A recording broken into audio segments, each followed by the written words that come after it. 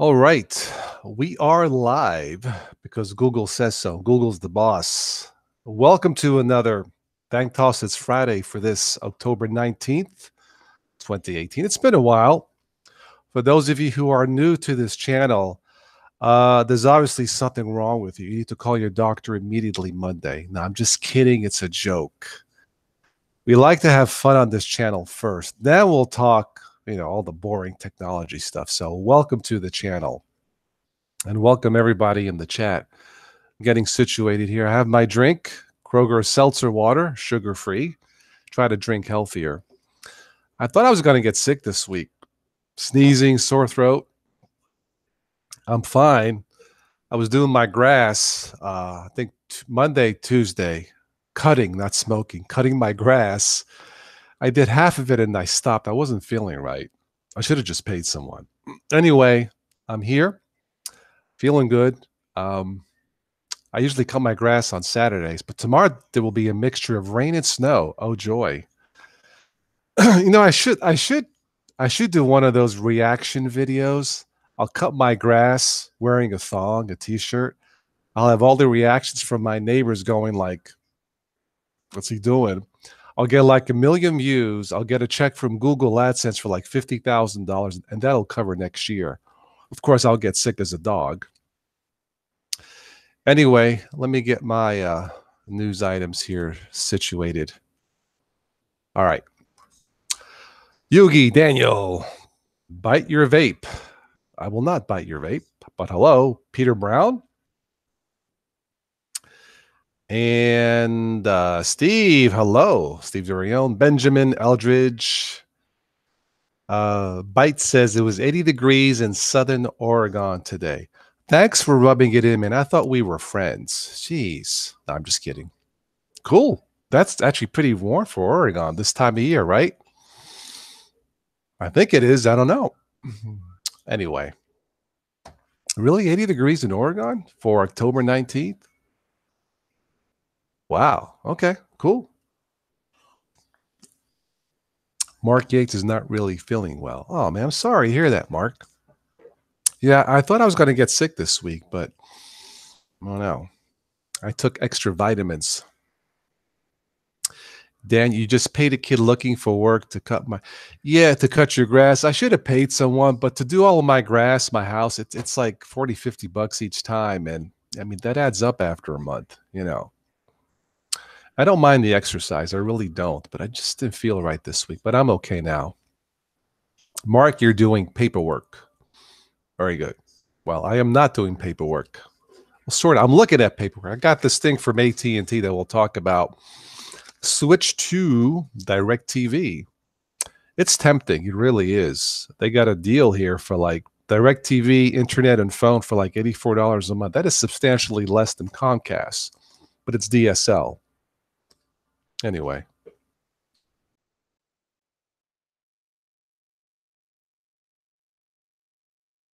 You have been fighting fall allergies for 3 days. Wow.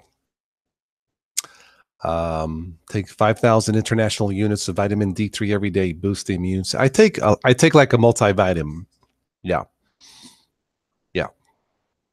Then wait till the contract is up. Yeah, Steve, Comcast for live streaming works. If I switch to DSL DirecTV, I don't think I can do live streaming. It would be almost half. Well, the first year, then it goes up in the second year based on what I read. But I don't think I could do live streaming, and that's the catch. DSL, I had DSL once before, and it just wasn't fast enough. Now, maybe it's changed. I don't know. $20 to cut your grass, Daniel. That's gonna. I got a lot. I got the front. I have a corner house. I got the front, the whole side, and then the back. It's $20 nowadays will not cut it. I have not heard from Tim. I was hoping he would feel better. No, I wouldn't. You meaning DSL wouldn't be fast enough for live streaming? If that's what you mean, yeah, I don't think. Is that, yeah, cheap beer? Yes, it's seltzer, blackberry, citrus beer. Anyway, Hi, Jesse Crypto. What's up? Welcome, Jesse. I have directory. It's a rip since AT&T got it. I don't know. I mean, this deal, from what I see, I think it's $84.99 for the first month. And then, sorry, for the first year per month. And then it goes up to like $127.99, which isn't bad. Plus, you get like a $300 prepaid card. It's a reward card. I mean, I have to look into that. It's really not that bad for new customers, but again, I wouldn't do YouTube. Switch to Linux. Welcome. Quint Wingate. I think you're new to the stream. Quint and Jesse. Everybody say hello to Quint and Jesse to the stream. Welcome, Sleepy Eyes Vince. The upload is poor on DSL. Daniel, yes. That's what I remember years ago. Tom Joyner, welcome. See me rot? I hope you're not rotting, but I'll see you. Tom sent you? Okay. Hello. Kroger is partnering with Alibaba. Oh? Really? Okay. Hi, Timo. Welcome. Say hello. Again, a long week. Hope that everything is okay. Yes. Hello, Joe, Ryan. I was directed here by Switch. Yeah, if you haven't already, maybe Switch mentioned it. Check out the latest Life in Linux podcast we did last week, right? Yeah, it was last week, Switch, right? It was last Sunday. It's been one of those weeks. We did it last Sunday night. We were talking about desktop environments and something else. My mind is only half here today. It must be the seltzer water. What's in this thing?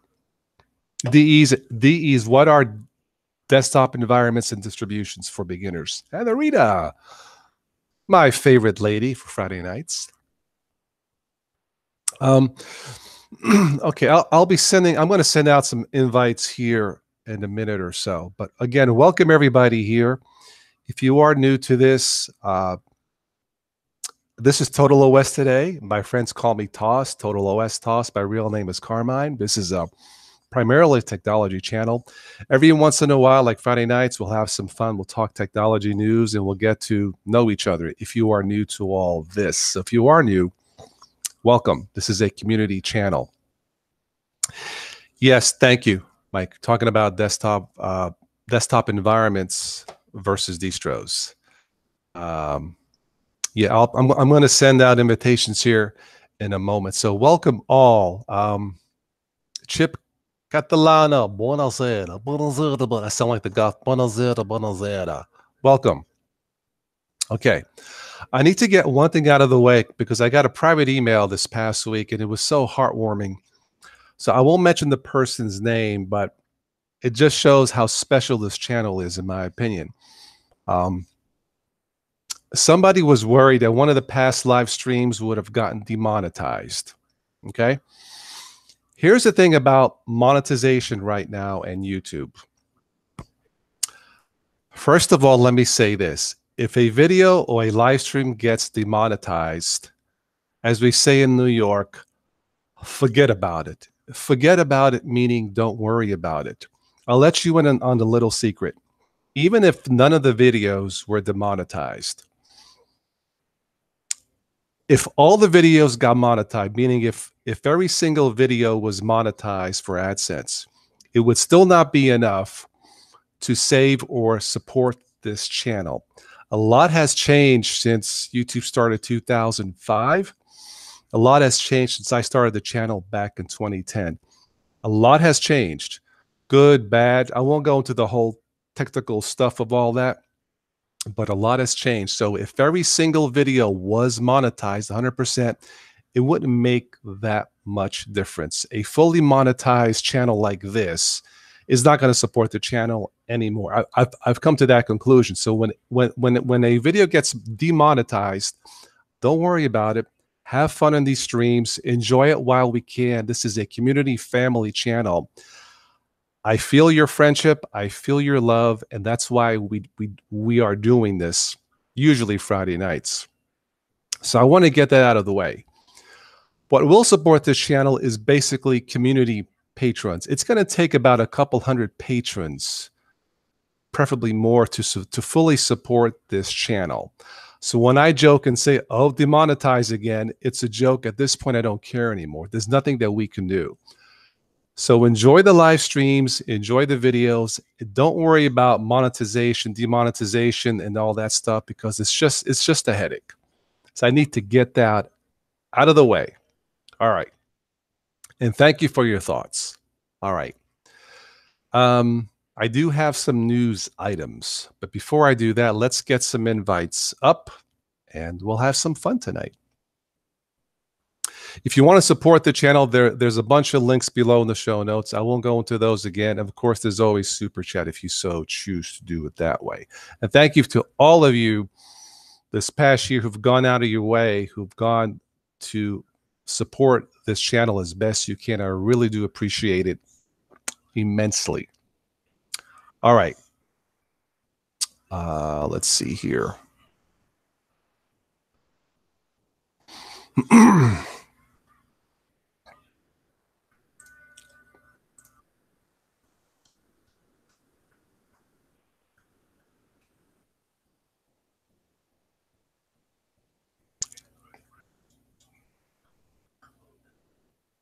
Friends first always.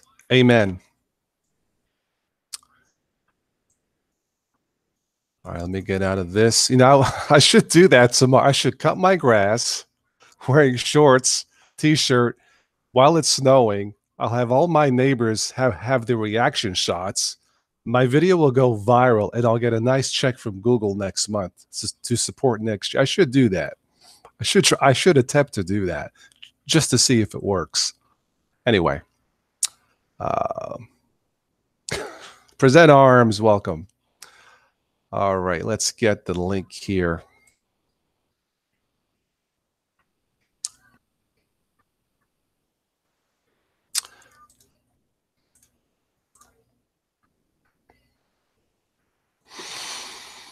All right, let's see. Let's get switched in here.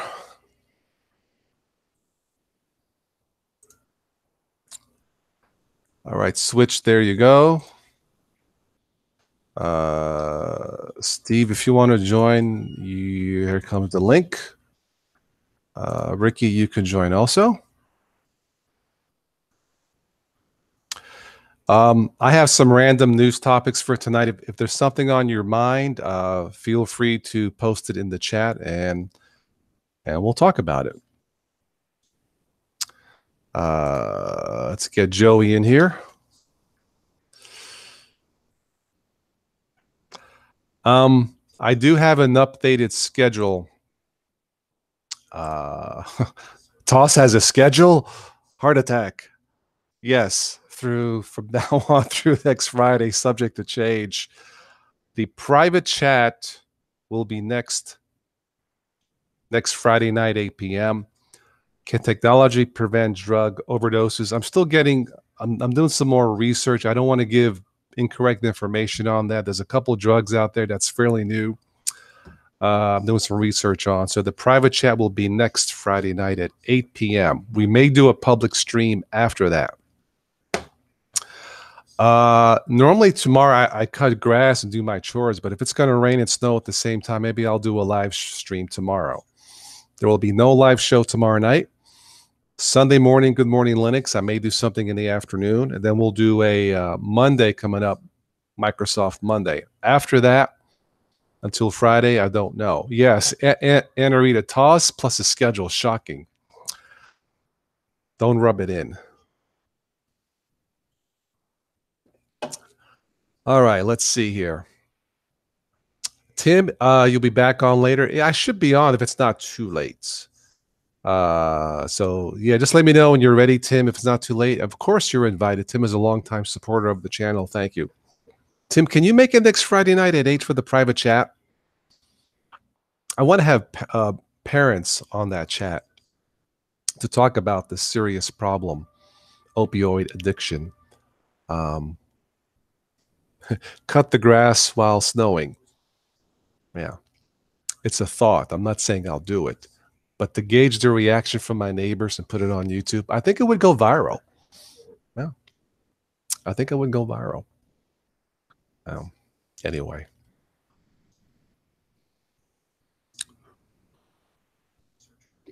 Pizza loving nerd wants to join. Okay.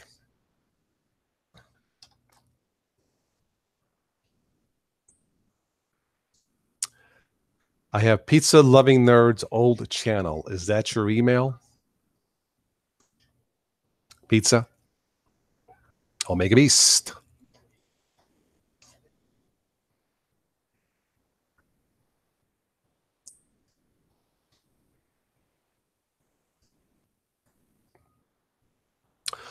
All right. The invites have been sent. So say hello to my little friend. Hello. Joey, hey, yo. I got to wear a hat because I look like I'm about 50, 60 years older than I am. Oh, I actually had a nice beard going. But Anna Rita said I look better when I shave, right? And this nice bright shirt. So I gotta keep the ladies happy, you know. Yeah. What's up, Joe? Not much. The grandkids are over. They're sleepover. We've got a wedding this weekend, so hello, grandkids. Hopefully, it won't be too noisy for this. The more noise, the merrier, man. I got to have something to keep me up because all you guys are boring. I'm just kidding. Yeah, no, that's true. Sleepy Eye Vince, thank you for the super chat because I asked nicely. What if I asked pretty nicely with sugar on top? Thank you. Oh, Daniel, yes. Sorry, Daniel. How did I forget? Let's get Daniel on the show. Of course, Daniel. I meant to invite you too. Just to let you know, I heard you. I don't know if you saw my comment earlier, but I did coincidentally text Tim. Oh, and he did respond. He's doing okay. He's okay. You know, he's still on the mend. Like I said, we'll right. Talk later. I'll let you know. But you know, right now, I was glad to hear he's still heading in the right direction. Yeah, we were supposed to get together. He sent me an email last week, 2 weeks ago, to talk, and I never got a reply. I figure he's on the med, so you know, I figure when he's ready. Yeah. Yeah, he's sharing a couple things going on. Hello there. How's it going? Good. But yeah, I figured when he's ready. Yeah. He's trying to live up to his strict orders. Right. You know, absolutely. It sounds like I don't know who's stricter, the doctor or his wife. So. Double team. Yeah. Hi, Ben. But subbed to you from my other channel. I wasn't subbed to you on my other channel. Naked toss unsub. I'm not naked. No, I will not be going naked either. Maybe I can cut the grass naked tomorrow. That should go viral, right? It'll be viral. That will go viral. Yes, it would go viral. And that would probably go to jail too. I know the cops and the city manager, they would probably just send me home with the warning.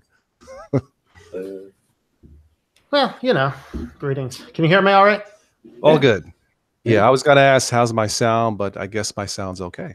Yeah, your sound's good. I was just not sure about mine. So you can hear. Hello, Matthew. Matthew, would you like to join us? Hey, Dan. Hey, Dan. How's it going? Joe, how's it going? Danny boy. Hello, man. Hey, man. Can you hear me? Yes. You figured out the mute switch. Excellent. Remember last time you spent like 20 minutes? What's the problem? And it was the mute switch. Oh, well. Ben, yes, let's get Ben in here. Well, he was Mr. Manjero. I think he's Mr. Going Nuts now. I don't know. Yeah. I almost lost a little hope of being online for a while here. They sent the modem here last week. I still have the boxes sitting here, but they upgraded for free. Yeah, from 60 to 200 megabytes. But yeah, I'm still not getting it. But I think it might be my router. Several years old, even though it works well. But for whatever reason today, it started out okay, and then it hiccuped, and I spent 3 or 4 hours. Basically, what I wound up doing was just. The one thing you never want to do is hit the complete reset where you basically wipe everything on the router. So I'd start from scratch. But what kind of router do you have? I've been very happy with it. It's a Asus, and it's actually been a very good router. But it's not the Type C and all that stuff. You know, it's older specs now, and So they're saying the fastest speed on my test today was 124, 125. Otherwise, it's been about 110, 115. So I'm still supposed to be getting 200 plus, even with this new modem. So they're thinking it's the router that's restricting a little bit. Yeah. No, because you got the new modem. Yeah, like one of the things that limits my older router is the ports are 10100. So yes. When I changed to Hello, pizza. When I got that wireless extension port, the wireless protocols are the same, so technically have the same speed, but you couldn't transmit data as fast because the router was limited by the 10100s versus the new one has gigabit. So and that's exactly what they were saying when I was downstairs running tests. I brought my test laptop down there, the Inspiron, and that's exactly that wireless card that's in there is limited to 10100 too. So that all makes sense.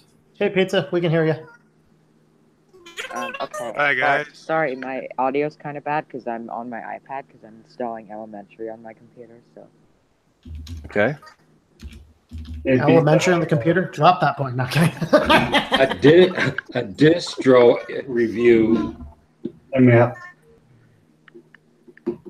Hello, Matthew. I'm hearing I'm hearing chipmunks. Michael Thomas, hello, Thomas. Who's the chipmunk? Yeah, do a refresh on the Hangout. That's probably what it is. This is Chipmunk OS. Hey, Stevie. Hello. Greetings. Hey, Steve. Hi, Joe. Hi, Tom. Hi, Pizza. Hello. Hi, Dan. Hi, Steve.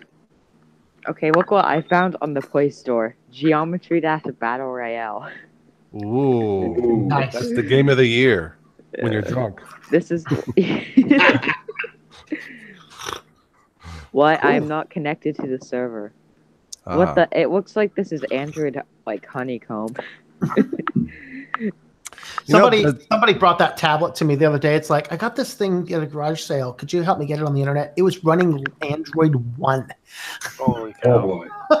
Like, no, there's no hope for this thing. There's actually a cool game for Android. It's been out a few years based on Ancient Aliens, the TV show, and it stars the guy with the 220-volt hairdo.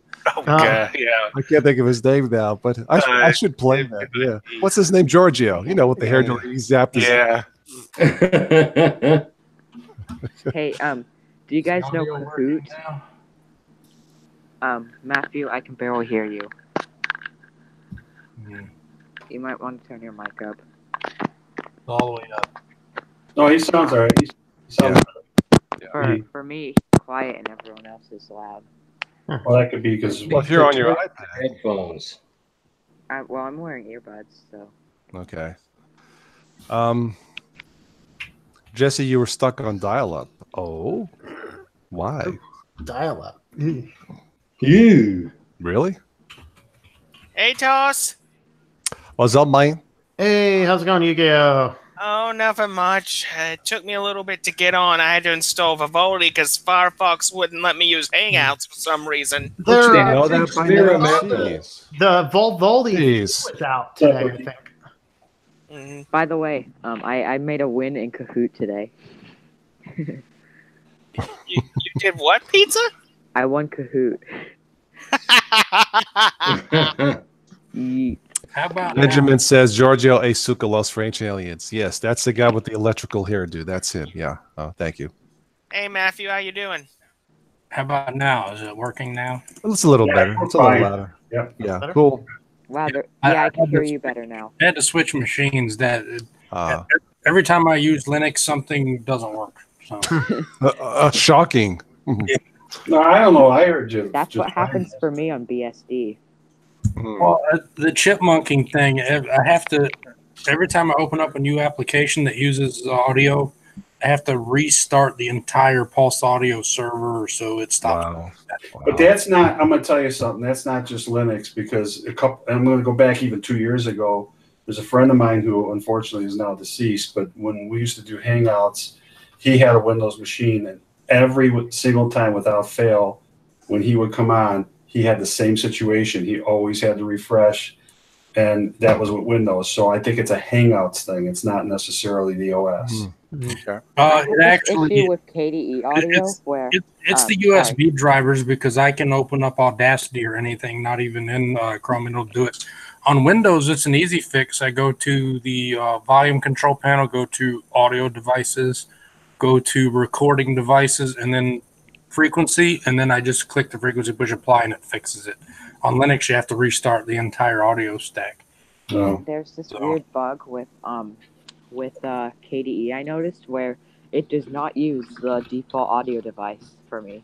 I set it as default and it just ignores it. And it just uses whatever it feels like using. KDE has got to have one of the worst audio settings applications I have ever seen in any operating. Yeah. So the new 1810, did they finally put a mic volume meter, or is it still missing the default? I don't know. Manjaro comes close. Mate had that issue back in 17. What was it? 1795. No, it wasn't that long ago. It was in the 17. I can't remember which release, but 1704 or 1710 was one of them. It had the same issue where it was. Matter of fact, I think Rocco, when he tried running Mate, had that same thing. It wouldn't keep his settings trapped for some reason. I think Elementary is actually my new favorite distro. Wow. Okay. Speaking of Mate, has anybody downloaded any of the new Ubuntu's? Oh, I have. Not full test yet. No, I did. I ran it on my main system. I've been on the Ubuntu Mate beta for about a week now, and I can't tell the difference. Okay. It works flawlessly. The 1810 Ubuntu, I can't get my printer to work properly on it. So the 1810 for me, I decided that for my YouTube channel, I'm going to do a fast look and review on every Ubuntu flavor. And the first one I did was just regular Ubuntu.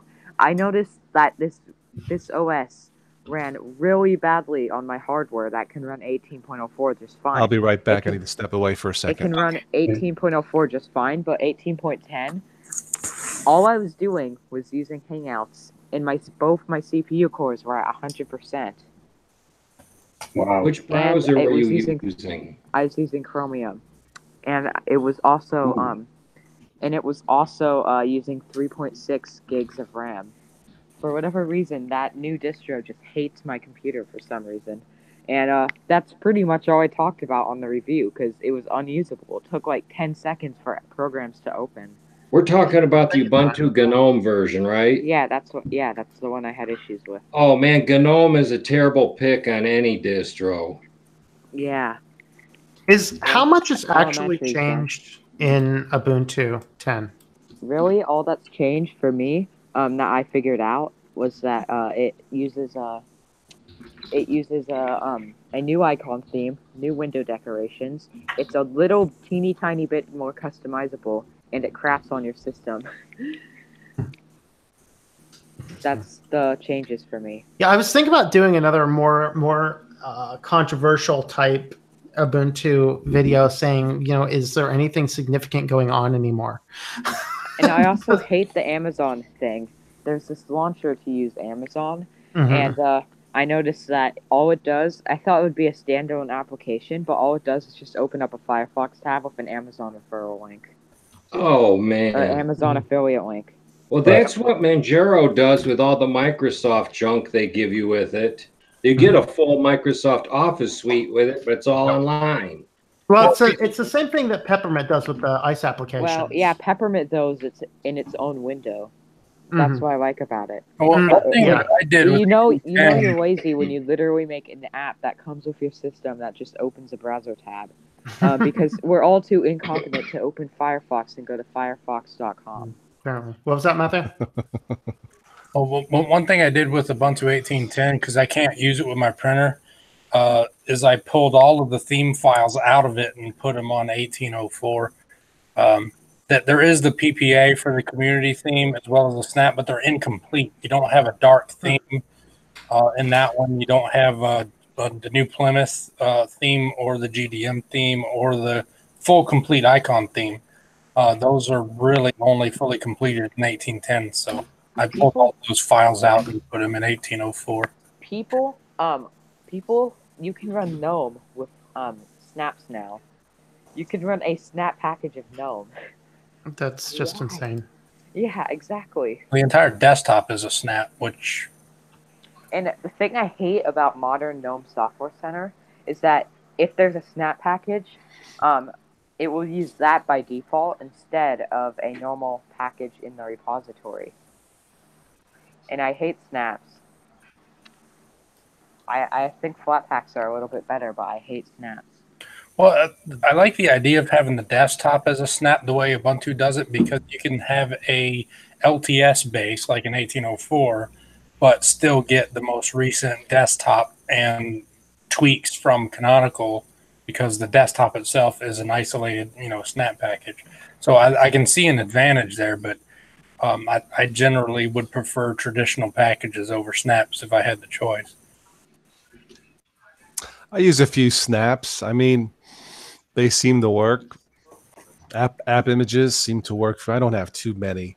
I don't like snaps mainly because they don't support GDK themes, except for the window borders. So I have all of my system nicely themed with GDK, and then I have this one snap package, and that snap is like the odd ones out, where just the theming just is non-existent on it. And Flatpaks actually support GDK themes. I'm not into decorations that much. I know Matthew's more into landscaping on Linux than I am. The snap packages do support the themes, but you have to. It depends on the particular snap itself. Some developers program within, others don't. But what you can do is you can install the proper plugins. Like if it's a Qt based app or something like that, you can install the proper plugins on the system, and then your etsy/environment.conf file, you add the line into that configuration file for like export echo GTK2 or something like that. And whatever you open will honor whatever theme you have set in that file. So the other thing I hate about snaps is that if like OBS, for example, I accidentally installed the snap version of OBS when I was setting up Ubuntu 18.10, but it can't save files to your home directory unless it's in the snap folder. So instead of saving it to my home directory where it is by default, it saves it into snaps, the snaps folder, and then OBS Studio, the folder, and then this weird folder a weird number. I think it was 220. Yeah, it's 213, but you can change that. You can go into the output settings and change it to any directory you want. It's kind of annoying though. And then the last thing I hate about snaps is just the fact that Canonical is trying to push them down your throat. That's the main thing I don't like. Like for a lot of there's always Ubuntu Windows. Go back to Windows. Ubuntu Mate, for example, the welcome screen is a snap package. It's annoying. I don't know. I got a software boutique. Yeah, that's a snap package, I think. Trying to move on up the boutique. Yeah. Software booty? What? Yeah, get it run in the closet, get the software, and stick it in the computer. Anyway. I don't know why. I just really like Elementary's interface, and it doesn't run like Ubuntu 18.10. Honestly, Elementary makes me want to bash my head in. Amen. I think it looks fine. It is very visually appealing. It looks good, but functionally, it's a turd. Okay. Well, I noticed that Elementary OS 0.4 Loki was a piece of garbage, but 5.0 is pretty good. You should give 5.0 a try. Loki is garbage, but you did? I tried it for about 5 minutes, and that was about all I could take. Oh, one thing is at first it was running super slow on my system. You have to reboot it for it to start running good. Once you reboot it, it runs pretty well. After see, what I want to know about Elementary OS is why does it take them such a long time to come out with that? I mean, that is the thing I'm wondering. About. I mean, they don't change much from one version to the next. I mean, how much effort does it actually take to do what they're doing? Well, it's pretty impressive, though. They wrote a whole new desktop from scratch. A long time ago, though. Yeah, I know, really long time ago.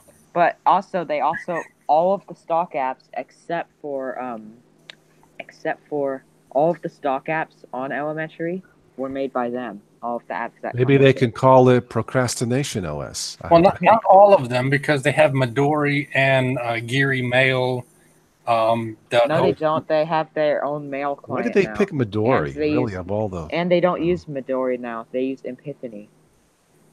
Those aren't their. I don't think that's much better, is it? I don't know. But actually, Epiphany gave me one of the best user experiences for watching video on a desktop. It wasn't perfect by any means, and there were a lot of problems with it. Like I oftentimes have to click the icon a few times to get it to boot. But once it booted, it ran well. I can give that to it. But and then I think Elementary, it looks very similar to. It looks very similar actually to what's it called?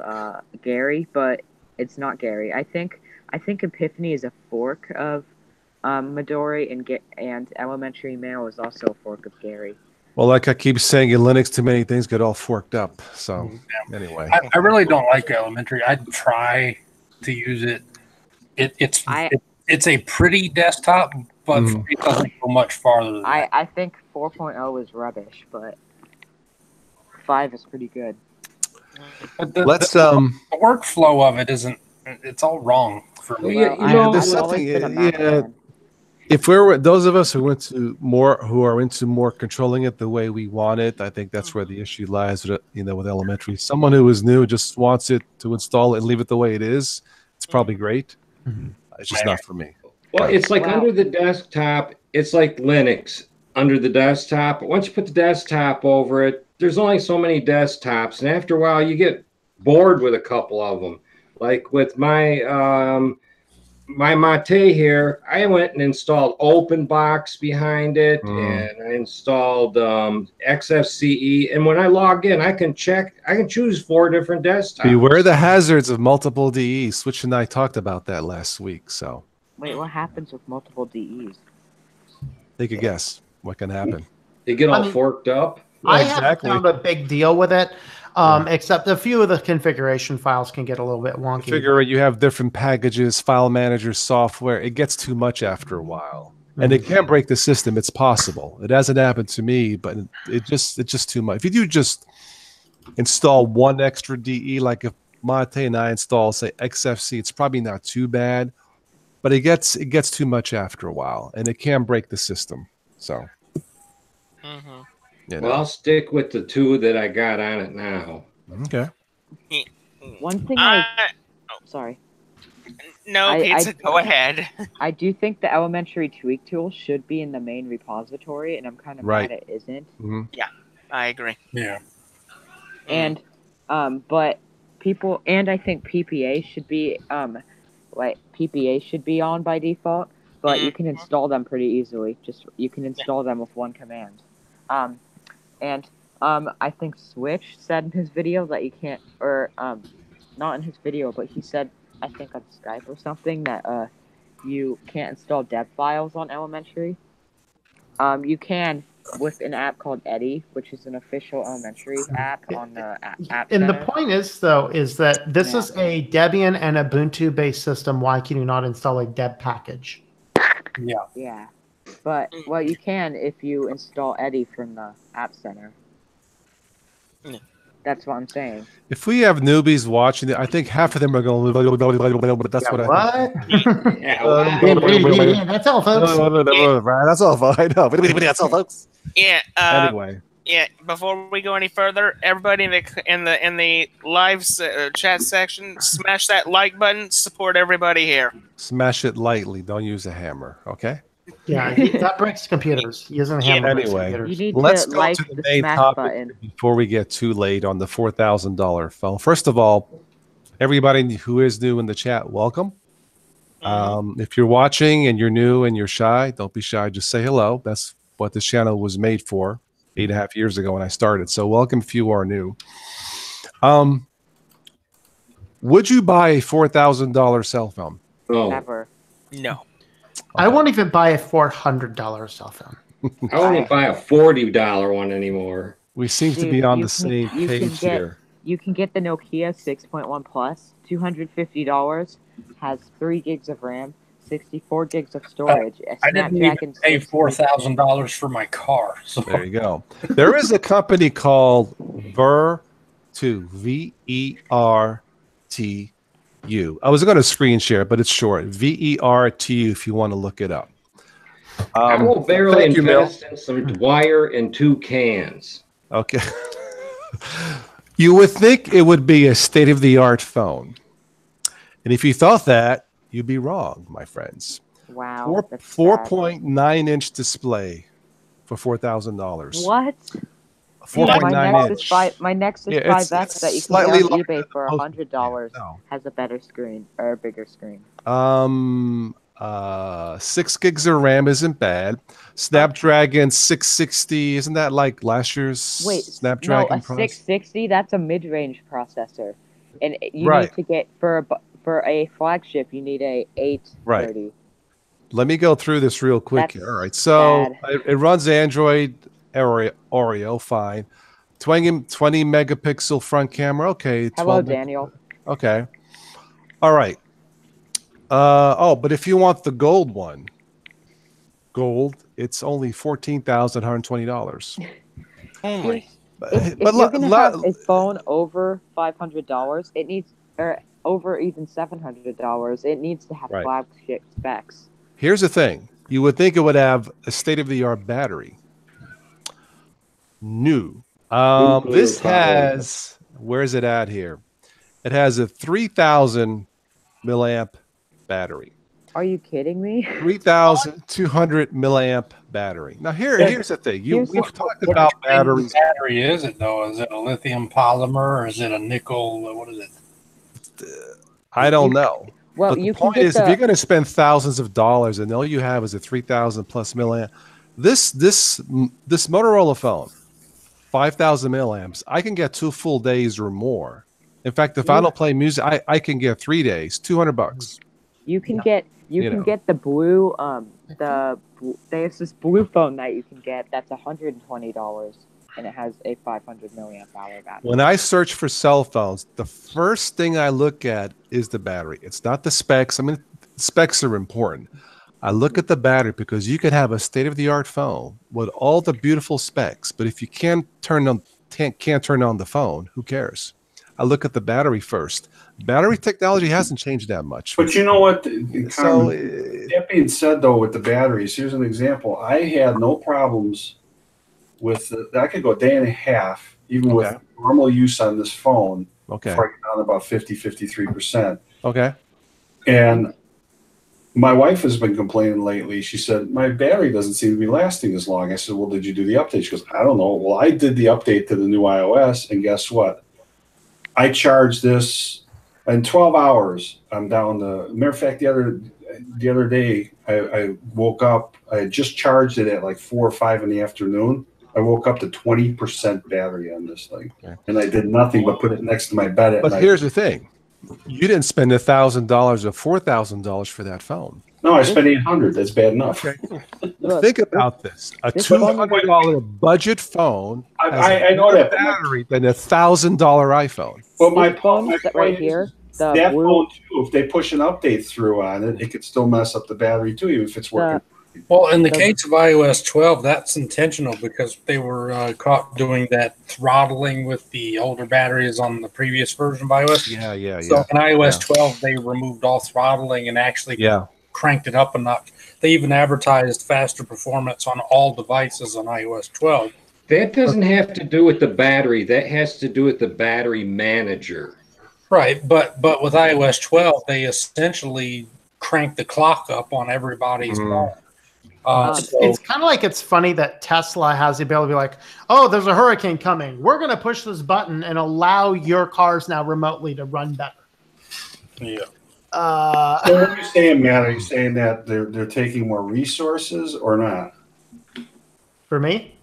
Well, no, they're not throttling down what was happening with iOS 11 was they were caught intentionally throttling down processors for whatever reason. People said that it was a ploy to make people buy new phones. Force upgrades. Statement says that it was a way to extend the life of older batteries. Who knows who's right? But But this phone isn't even a year old, and because of that, with iOS 12, they took all of those limiters out, so you have like full clock speed on that CPU.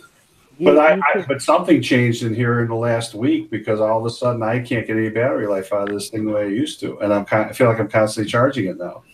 You can get the Blue Life 1 X3 for $130, and it has a 500 milliamp hour battery. Also, be right back. The point I'm getting at is when you spend exorbitant amounts of money, $1,000 or more for a cell phone, you're not getting your battery's worth. At least I don't see it that way. Right. You know, if it's $500-$600 in that range, okay, but $1,000, that better be a nuclear powered battery. That's all I'm saying. Effectively, I agree. Well, and I don't know what your phone is. To be fair, I wouldn't want something nuclear powered in my pocket. Well, I don't want my privates to start glowing. If it comes with its own pair of lead-lined underwear, that'd be okay. Instead of Fruit of the Loom, it's Fruit of the Lead. Yeah, I know. Yes. Well, in grad school, actually, because you literally, I mean, you talk about how hilarious that is, but it's actually is a thing. Yeah. Because you get it for prostate cancer treatments where they do localized injection of radioactive material. What you do is you wear the lead-lined underwear to not spread it out everywhere else. Well, we worked in grad school. We actually were the hottest lab on campus.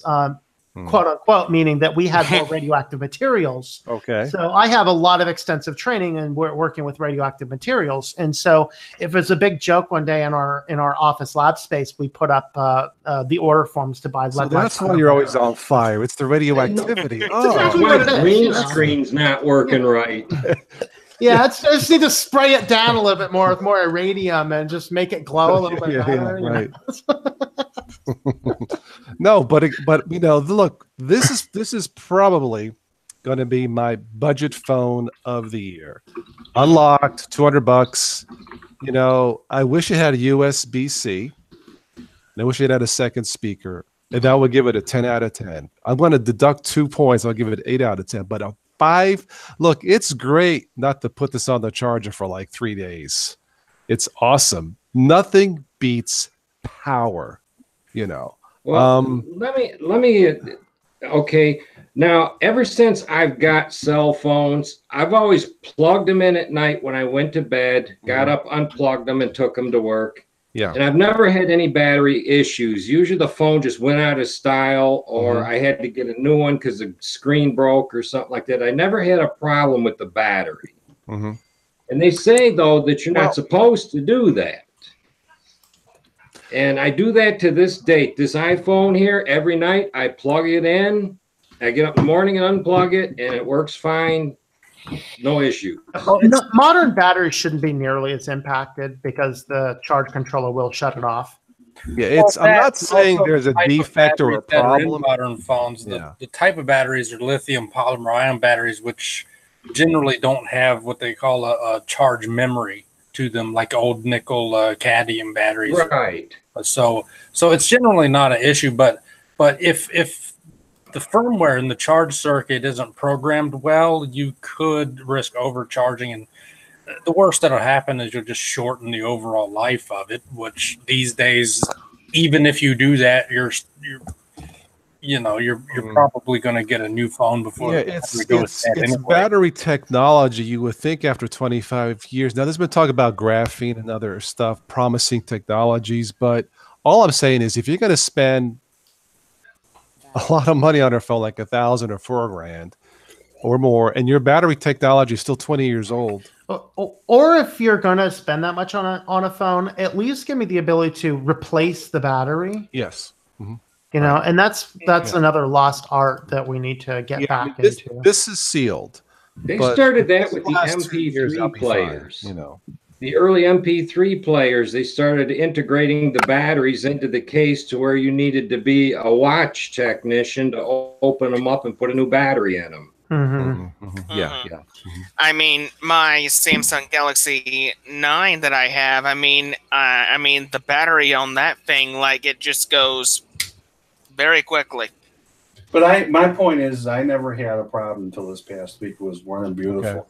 She coincidentally happened to say she was having a slowdown, and I was just curious. Like even with your inexpensive phone, I don't know how they pushed their updates. Yeah. But they did something here, and I thought, okay, maybe it was because of me updating. Normally, I don't update an iOS right away until they get their bugs out of it or whatever. Mm-hmm. But I don't know if she's even updated hers. I should check her phone. But if she didn't manually do it, it probably didn't happen. Mm-hmm. And she was complaining about it already. So I don't know. And the thing is you don't have to request an update. They still push stuff over the air anyway. And yeah, they were throttling because I do firmly believe it. I had no problems with my iPhone 6, and all of a sudden they were pushing a ton of updates. And you know what's interesting is when this happened is now all of a sudden they came out with the latest iPhone 10, and it's always when they come out with a new phone, all of a sudden the rest of them start to crap out on their battery life or whatever to frustrate you. Did you see Jesse's comment? He says the S9 is opened by heating it up on a hot plate, then pry it open. Yeah, is that before or after you cook your sausages? I have a 7, and I haven't had any battery issues yet. Now, did you update to iOS 12? Yep. I haven't taken that update at all. As a matter of fact, I blocked it through my router so it won't come through. And there's a piece of memory in your phone where it will sit in the memory, and then it'll start nagging you to actually go through the install process. Well, I never let it sit in the memory. I delete it completely, and I don't let the router pass it through. Oh, Dan, so you're blocking it on your router level now? Yes. Okay. Yeah, I was gonna say that's what I did when I was running Apple stuff. Just block Apple updates, and I just if I want to update it, I'm allowed. Well, how do you block it when you're not at home? I mean, you're sucking around. Well, the only time it's going to download the update is if it's on a charger and connected to Wi-Fi. So this is what links it to my crazy conspiracy theory that in iOS 11, when you click it off in the control center where it doesn't actually turn it off because it turns itself back on at 5 in the morning, that's to check it to reconnect to your Wi-Fi and check for updates. I think that's why they do it. So I think you have to be both of those things, connected to a power supply and on a Wi-Fi network to check for updates.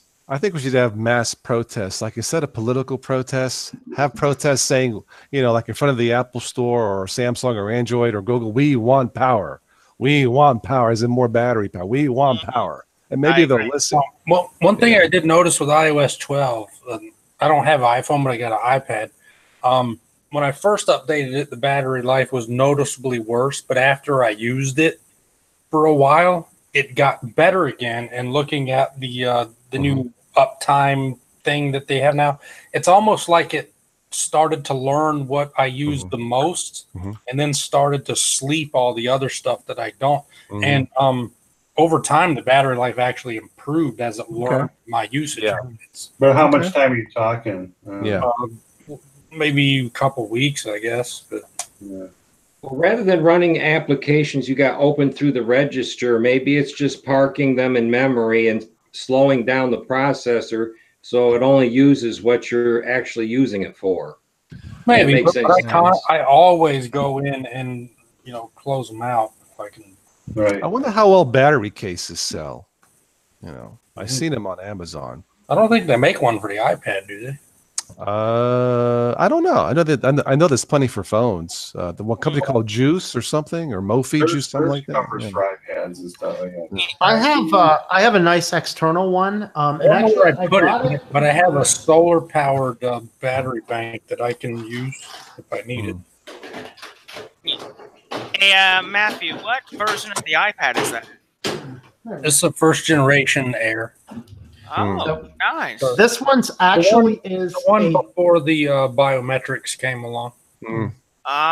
Okay. This one is a this actually is a battery char pack that actually pushes 2 amps, which is very rare to find. And I got this one because it'll actually run a Raspberry Pi perfectly on battery for quite a while. Very nice. Because you need 2 amps to run a Raspberry Pi in full capacity. That's how I test my power banks, by the way. When I get like a power bank, I'll run my Raspberry Pi off of it and I'll time it. And it'll give me a good idea of how much that, because I know how much that thing consumes. I can calculate it. So that's how I test my power banks. My big one, I couldn't do that because it would take forever to download. I've my big one for the solar system is I think it's a 200 watt-hour battery. Yeah. So, obviously that's. I have a small solar powered one. I don't know where the heck it is. We've been rearranging some stuff. So I think we can all agree here that, I ran my high-end phones are too expensive. I ran my Pi for like 2 days before it went dead, so it was pretty good. And we all want more power. Yeah. Everyone wants more power. It's out there. I work on batteries that actually are in excess of 4,000 pounds. Yeah. They actually go in forklifts. Yeah, that's what I'm about to say. You must have either fork. Yes, but Daniel, I work on electric forklifts. But do they come with the quick charge? Yes, they do. They have a charger on the wall, and these guys will actually run these things for 3 hours. Plug these things in, and the battery charger will kick up about 300 amps. Run this battery until it hits about 250 degrees. There's a thermometer in it that'll throttle it down, and then the guy can plug it back in and use it for another couple hours. Nice. This is just recently new technology too. Okay. What I've seen on some of the older electric forklifts is the switching mechanism for forward and reverse gets like all loose and corroded up. You get high resistance in it, and I've seen that happen on quite a few of them actually. That's extremely old technology. Now they all use Hall effect sensors. Yeah.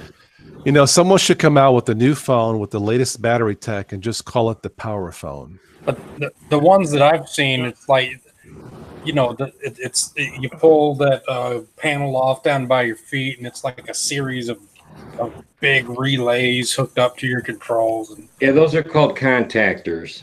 Yeah. And the ones that I've seen, when there's always a problem, it's because they have the contacts have either bent away from getting too hot or they corroded up. All that stuff now has been replaced by electronic modules. This one. 2 days. I want more out there. But there is something nice and tactile when you put it in gear. You can just hear them, and it's it's just good feeling, Well, now they don't even use DC motors in them anymore. They're AC 3-phase motors, and there's a controller that actually takes the battery power and changes it to 3-phase AC from DC. And the motor has no wearable parts in it other than bearings. Well, that's what I was going to say. Most of the brushless electric motors are AC like that. So it's probably a brushless motor. We need to welcome somebody new to the stream, by the way. Jova Altamirano. Hello. He was saying, what should I say? What do you mean, what should you say? What the freak is your problem? Just kidding. No, welcome. And those brushless motors produce a tremendous amount of torque on the same amount of power. So. Oh, they do. Yeah. They're really something else. But really, what's really amazing is we're talking about lithium-ion batteries, and they have pallet jacks that used to take, let's say 6 or 4 golf cart, like 6-volt batteries. Mm-hmm. And that ran your electric pallet jack, lifted it, ran it across the floor. Well, now they've come out with a lithium ion option. And everybody knows how much a 6-volt, lead acid battery weighs. They weigh like 40 pounds a piece. This one lithium ion battery they put in weighs only 40 pounds, and it's only one battery. Yeah. And it runs a pallet jack all day long. Nice. And they're higher amperage than the lead acid also. Well, not only that, I had one go bad, and they sent me out to take a look at it, and sure enough, it has all kinds of built-in safety circuitry. I couldn't get it to work. They sent me out a big book, a bunch of paperwork, and I had to sit down and read it, and I get to this part, and it goes to where I can't transport this battery unless I comply to UN 14562. So I call the office and I tell them, it says, I can't really do much with this battery because of this UN 14562, it says in the book. They said, stay right there, we'll call you back. Then they call me back, they told me, don't touch it, we'll send the manufacturer out. It requires a special container to move it. Well, So meaning they don't want a time bomb in a work van going across down the street. Yeah. Yeah, you might power up the city block there. If Yeah. blows up. Yeah. So I saw, Pizza, you were using Elementary OS. Indicators working on it. Is there noise coming through my mic? You had a little bit like a and then you did some background noise. That's why I muted you. It's a little bit muffled, almost as if you're talking through a pizza. Yeah. Sorry. Talking through a pizza. with extra cheese. There's pizzas roll. There's cheese that melts in my nose. What's the name of the $4,000 phone again? I want to look it up. VERTU. Vertu. I think they're from Finland. I just think Is that Finnish for you're a complete sucker? Yeah, I just think it's a really stupid thing to have a $4,000 phone that only has a Snapdragon 36, whatever. Even if I was a millionaire, I wouldn't. You open it up and then you accidentally drop it. Well, you have to have the $4,000 phone to match your Rolex and your Ferrari, right? Mm-hmm. This is very true. Yeah, when I go to the Côte d'Azur on my yacht, I gotta have the phone. $4,000. It's English. It's handmade in England, but a $4,000 phone shouldn't have budget specs. Does it say Rolex on it? Well, being handmade in England is just another way to say it'll just fall apart in 2 years. Rolls Royce. Yeah. Well, yeah. It runs Android Lollipop. You know what that stands for, right, TOS? Vertu? Which one? Vertu, you know what the name stands for? Very expensive, retarded tech unit. Exactly. Yes. Here we go with the acronyms tonight. Nice one. The front-facing camera is only 2.1 megapixels. Well, if you do spend $4,000 for a phone, you're either retarded or an a-hole. One of the two.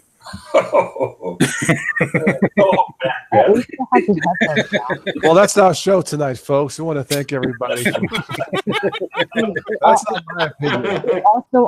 I have nothing against rich people. You're welcome to the show and donate. I do. I have plenty against it. It wasn't a 636 like you said it was. It's an 801. However, the Samsung Galaxy is like an 850, I think. Well, I'm sure it's a nice phone and all that, but look, if it had a state-of-the-art battery that lasts a week, okay, well, at least you're paying for something. There's budget phones that are made specifically for the battery. For $200, you can get a rugged phone that can last 2 weeks.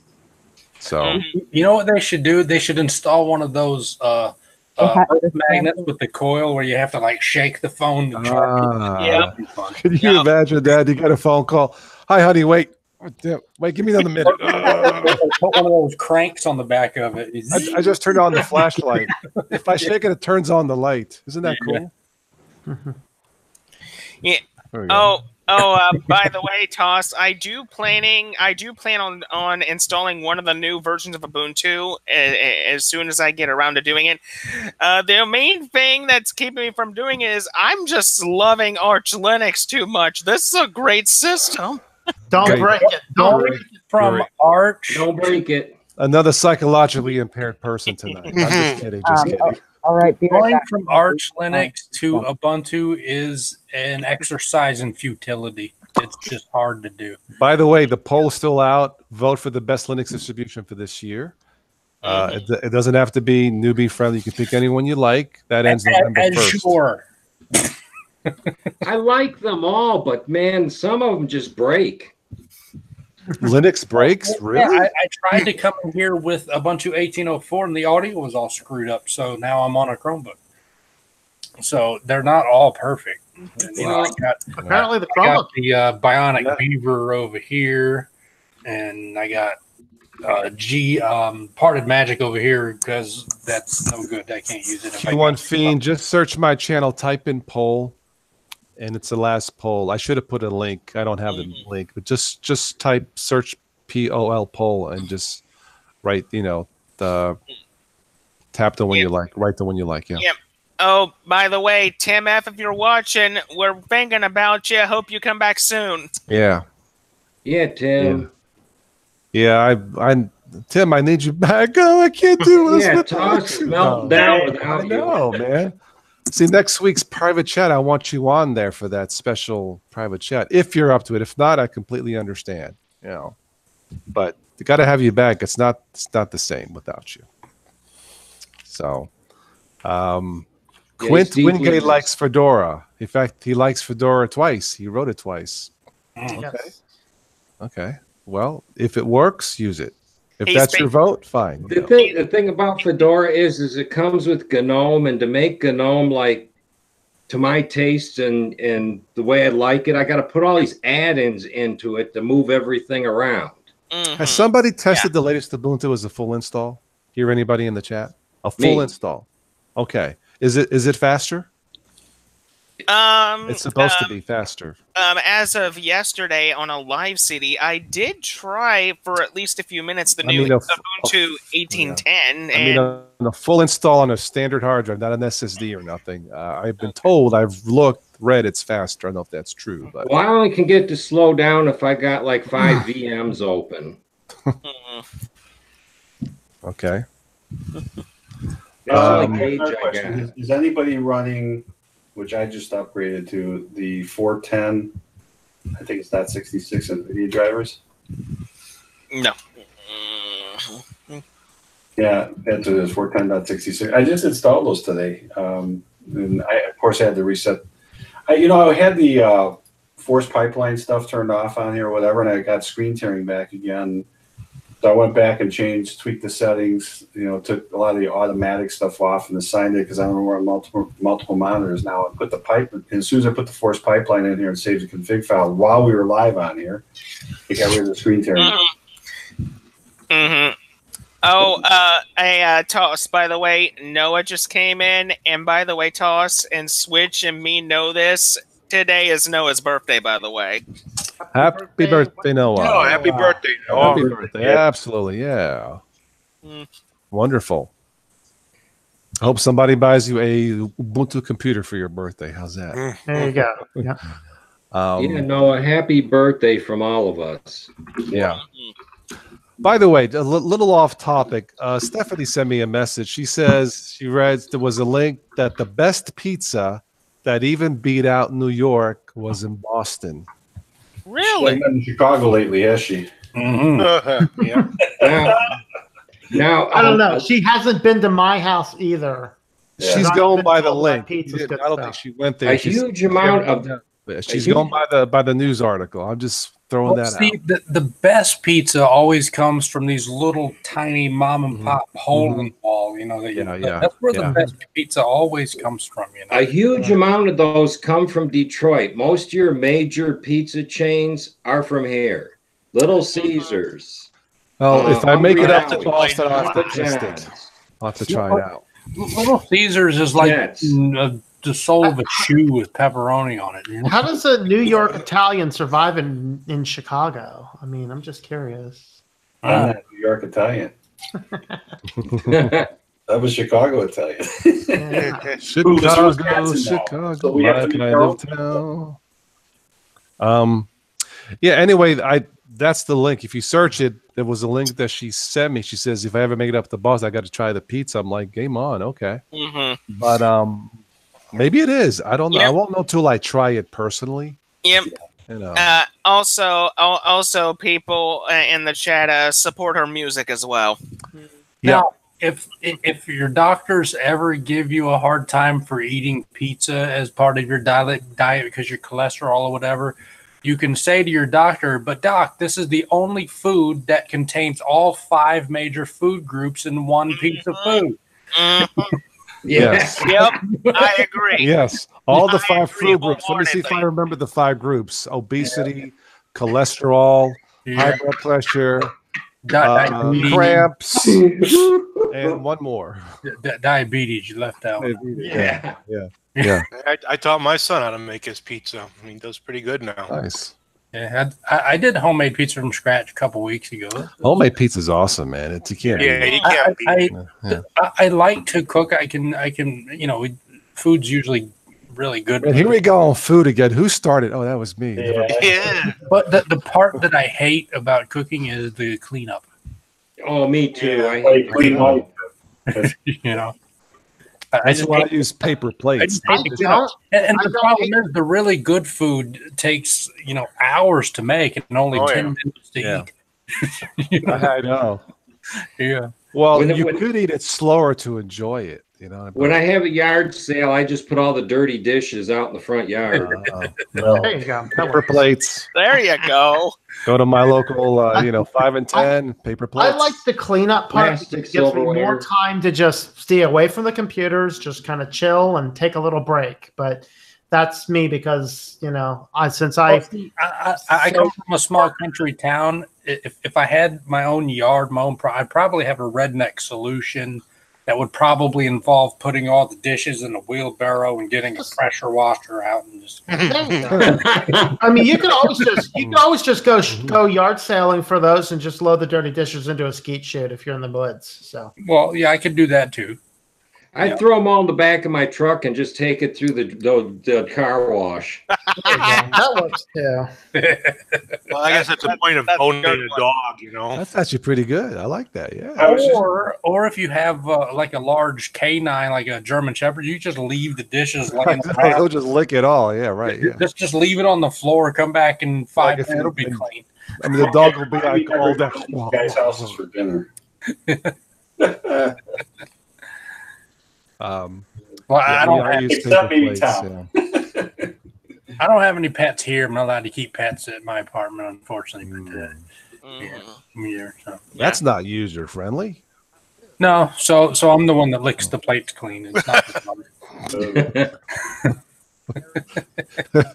Matthew's an Oriental lick master from the East. That's what he is. Yeah, right. I've been thinking about getting a cat. We've all done it. You got the thing in the corner. Your fork can't get it. We've all done it.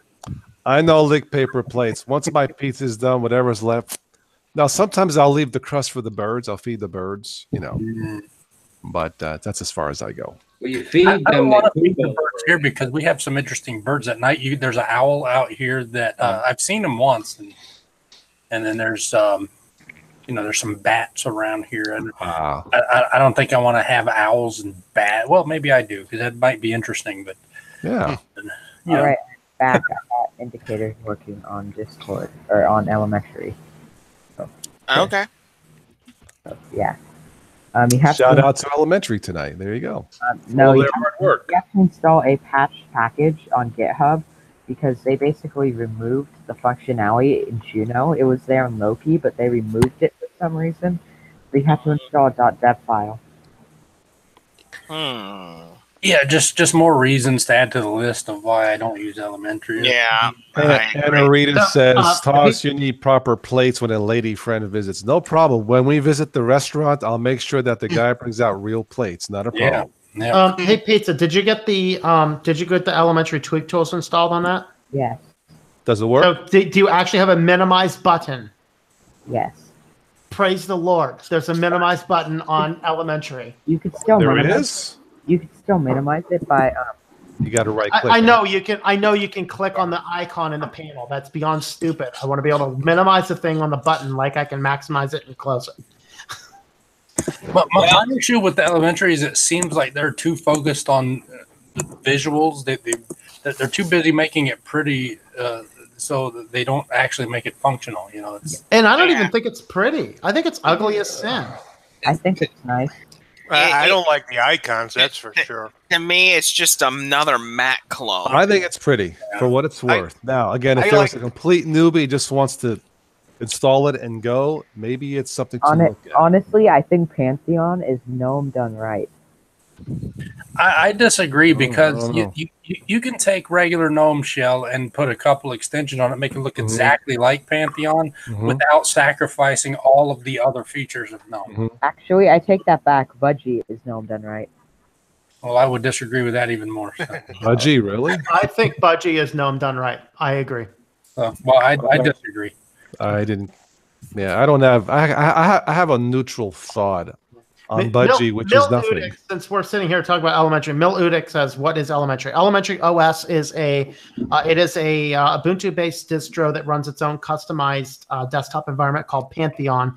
It's effectively like a Mac clone type system. Some people really love it. Some people really hate it. Pizza really loves it. I really hate it, but no. I mean, I looked at the beta and I thought it looked fine, but it's just not for me. So it's one of those things where you either really, really like it or really, really hate it. That's same with Mac OS. It's an option. It's a choice. Yeah, but see, I like Mac OS and I don't like elementary OS, so it's definitely not a clone. I'm downloading Mac OS icons right now, and I might download a Mac OS GDK soon. You know, my Mate basically looks almost like a Mac. Not that I did it intentionally, but I've got the taskbar at the top. I've got the dock. Yeah. The one complaint, TOS, if you found, I don't know if you use a dock, but the one thing that, and I'm using Docky, I really like it. But the one complaint I've got about it, for whatever reason, is when I want to you go up and open the file manager, and you know how the icon will appear in the dock, and you tell it to pin it to the dock. As soon as you close the file manager, the pinned icon doesn't work. And I can't for the life of me figure out how to get it to work. The only dock I have, I like Cairo dock. That is my favorite dock. I've liked the sense effect. Let me. I don't care for Cairo as much for some reason, but I don't really like docks. My opinion on docks is that they're stupid because you could just put a taskbar widget onto a panel and use it as a dock. It's just another window for docks. But Cairo dock, I've never had a problem with, Joe. So check out Cairo dock. I have it still on got now. The window jitters, and I'm stuck with the panel. Yeah. If someone pointed a gun at me and said I had to use a dock, I'd use Plank because it's lightweight and I like it. Well, Plank and Docky are basically one and the same. Yeah. I think is actually. Or actually, there's this one other dock that is better if you're running KDE. I can't remember the name, but it uses Qt. And Nutrix OS uses it, I think. Well, Cairo dock, there's a lot of options in it. It may be too much for a beginner, but it's a wonderful dock. You said that you like it, Cairo dock? I love it. Absolutely. Yeah, I think it looks great. On XFCE, I just use, if I want a dock, I just use a panel and just into it. Well, yeah, and I mean, the thing about, and Plank, actually, the irony of it is when I've used Plank, and I can't remember what it was. There was something in there that it didn't do that this does. But the funny thing is, the opposite is I didn't have a problem with pinning the file manager to it. Okay. Cairo dock, I remember there were some things about it I don't think that I necessarily like. But one of the things I do like about it, and this is going to sound maybe a little corny or tacky or whatever, but I like the fact that I could adjust the icons because you can't do that with a panel where they actually will enlarge. It just makes it easier. Or whatever, that's the 58 size. If you adjust the height of the panel, it does adjust the size of the icons on most. No, I get that, but I like it when I scroll over. That's what I was about to say. That is a pro of docks. However, to me, I think that's just cosmetic, and I know I'm using elementary, but I prefer.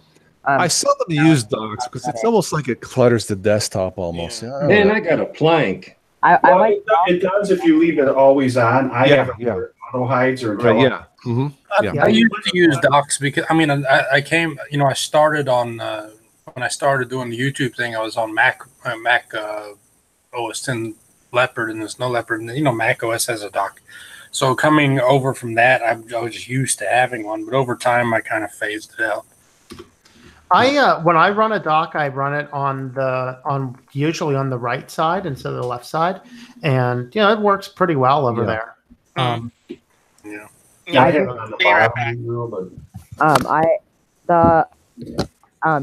docks, in my opinion, are only good if they auto hide.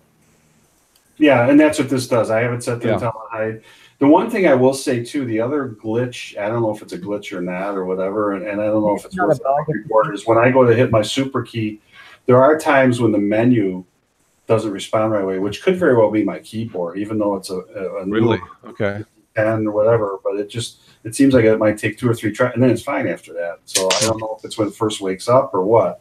But I don't know. Yeah, I got Dock Bar X on my panel. Okay. Yeah, I don't usually mess with docks. When I do, Cairo dock for me, since I first looked, I thought it was and still is great looking and wonderful, highly That's what I like customizable. about it. It is beautiful looking. Yes, it is. Do they still are they still making maintaining the additional plugins for that? The Cairo dock? Yes. I haven't. They are okay. All right. The issues I have with ChiroDoc and KDE is that they're overwhelmingly customizable. Like sometimes you just can't decide how you want your desktop because you could do pretty much anything with them. Yeah, So but you load it from the package. dock, you can have like a little tux walking around and jackhammering on your icons and stuff. Yeah. It's hilarious. One thing though is I sort of wish KDE had a way to set presets, so like or even have different layouts for different desktops. That'd be cool. But presets could be basically where you customize your layout and put it as a preset in the KDE system settings, and then you could get another customization, and then Well, you can do that under the what is it, the activities menu? What? The KDE, the activities menu. You could do that under that, can't you? I don't know. You might be able to. Yeah, I think you can. Tom, you do a lot of the animations with yours too, don't you? Yeah, when I run them, yeah, I do. I think on your Linux Mint Budgie video, I saw you had a fire animation on the dock. I can't remember if I put the dock on the Linux Mint Budgie. I might have. I think I did. I know I have a very cool animation on my Debian video. Like I have a Debian KDE with Cairo dock on it. I know I have that one, but yeah, I think you're right. I think the Linux Mint Budgie there is. I'd have to look at it. I haven't loaded that for a while. Okay, like all the 3D effects and docks and Compiz Fusion. There was a point in my YouTube career where I would only turn that stuff on when I was recording my desktop as a because it's like, hey, look at what I got, But when I actually was using the system, it kind of just got in the way. But you're right. You know what they've done since I've looked at ChiroDoc? They've done a lot of change, and I just loaded it. It is pretty. I've kind of grown out of docks, I guess you could say. I don't use them.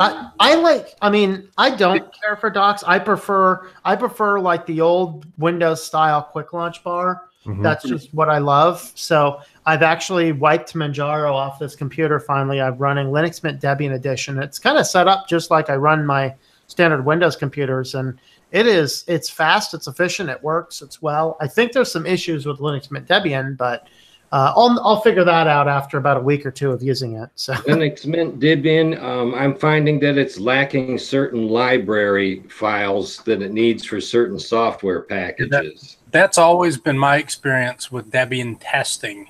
But with all the Debian testing, like even just straight up Debian testing, I'll run into the same issue where, I'll need a library, but it only exists in stable or SID.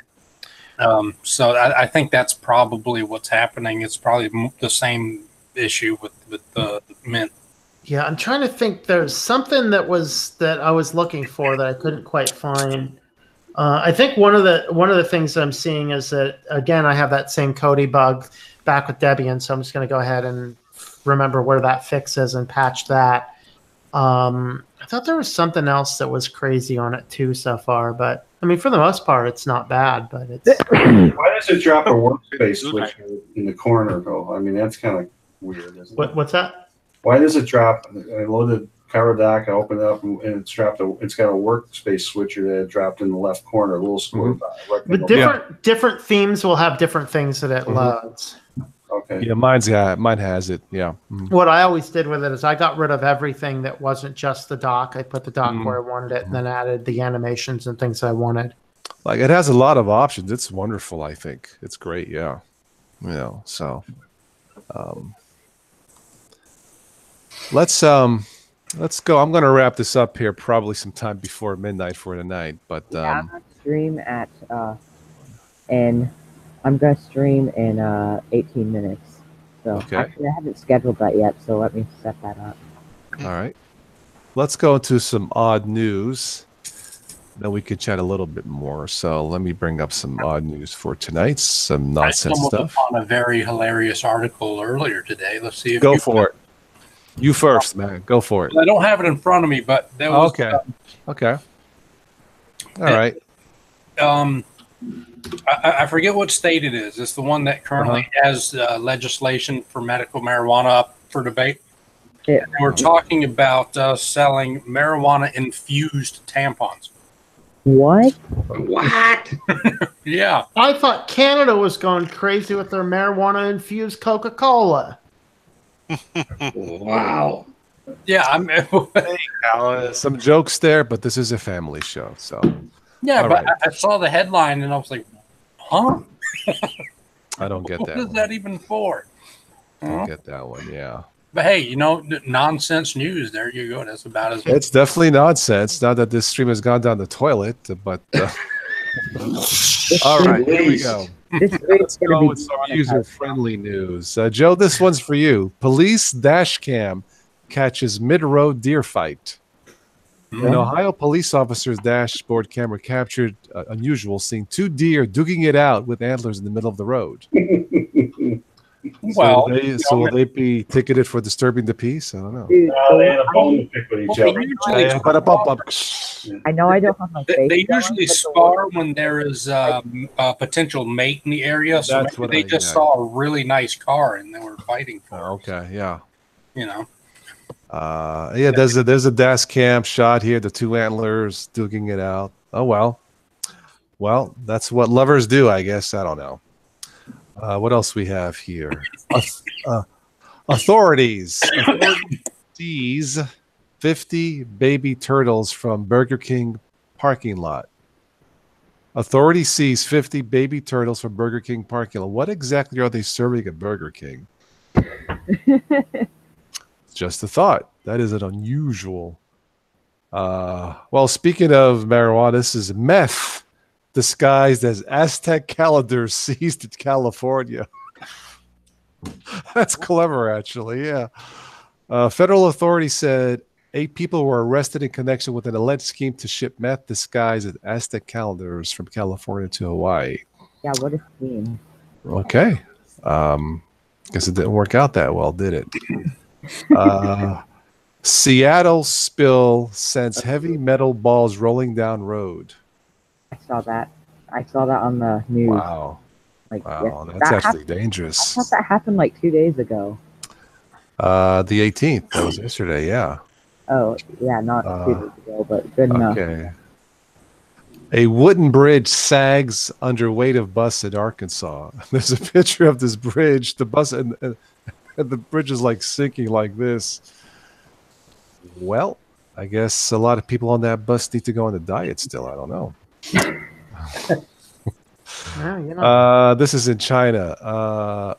Employee falls into mall shark tank during feeding time. Ooh. Ew. Oh my goodness. That bites. Wait, Yeah, like really? I know, literally, yeah. Ooh. company? Ooh. That hurt. Oh. You needed someone to invest in this company, I guess. Let's see what else we have here. Portland, Michigan police getting angry messages about Portland, Oregon. Officials in the Michigan city of Portland are pleading for Facebook users to stop sending them angry messages.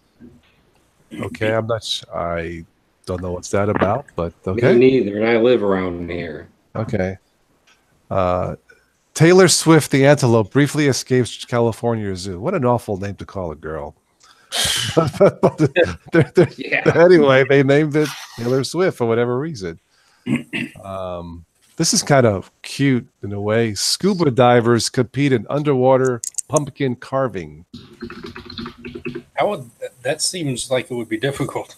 Yeah. Especially trying to move the knife very fast. Okay. Well, and when the insides of the pumpkin comes out, it would just cloudy up. You wouldn't. I know, really. Yeah. This is cute. A squirrel knocks out power to 2,296 in New Jersey. And there's a picture of the squirrel going. That's funny. Oopsie. Oops. Okay. I guess chew on that story for a while. What about, let's see. Anything else here? Python falls through the ceiling at a Chinese bank. What's their roof made of? Grass? I don't know. It came through the vent. Can you? Yeah, I like to cast a shadow. Oh my god, a snake! But yeah, right. Wait, did I scare you? Police, only in California. Police use Doritos to lure mini horse-sized pig. God. Wow. Out of all the things. Of all the things, so that's. Never mind. That's an amazing story. That's the best one out of the night. I know. Well, I guess multiple uses for Dorito. I just see this police officer here, piggy. Okay. What else do we have here? All right. I'm gonna show my desktop setup. Can you guys tell me what you think so far? Okay. I'm gonna need to choose the wallpaper actually because I'm using the default one. So I have Mac OS. It's like cartoonish versions of the Mac OS icons down here. Wow. And then I have these circle buttons. They aren't colored, but I don't need them to be colored. They get the point across. Actually, I'm gonna put them on the other side so it's more like Mac OS. So here we go. Better. And it works. And let me set a wallpaper. So, desktop. Which wallpaper should I choose? Go for the mountains so it looks like Sierra. Yeah. Go with the mountain one. Actually, I'm gonna download an actual Mac OS wallpaper. Let's see what else I have here. All I gotta say, Pizza, if it's working for you, go for it. Yeah, that looks good. You're giving credit to Elementary, man. That's awesome. I really like the Mojave wallpapers, the dark ones. The Mojave, the Mojave. Isn't that a coffee Mojave? Never mind. Or I could get a Microsoft Seattle wallpaper. It's wow. Those are nice, especially the Dark City one. Go up. Yeah, it looks like Grey's Anatomy. How can I get that wallpaper? I just googled Seattle wallpaper. Yeah, the Dark City Cloudy Sky one looks excellent. Yep. I like them kind of wallpapers. Yeah, I'm a lot of the Seattle ones for some reason are this one looks really nice, but it's 480p. Who would make a wallpaper that's 480p? Come on.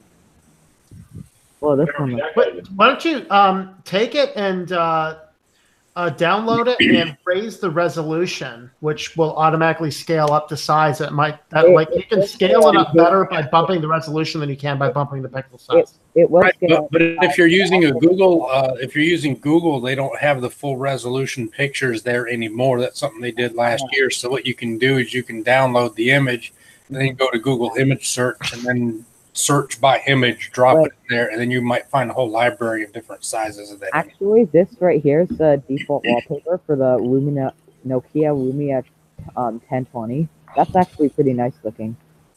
Yeah. Hey, Matt, you may like this story. A dealer that sent fake recall notices to create more business settles with the FTC. Have you heard of that?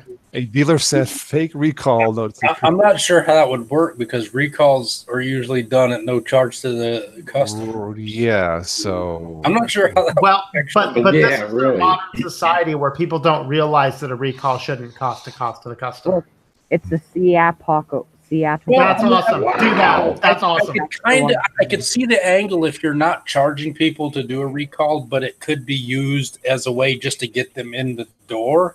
And then once they're there, you could do your 23-point vehicle inspection, which all of those are BS, by the way. And then they can use that to try to upsell you other stuff. So I could see that angle, but it's still that honest. I'm not sure where this is at, but you could say that the FTC recalled them back to court. Yeah. Let's see here. That's why I moved out of Microsoft Town. Nice. That is pretty wicked. Yeah.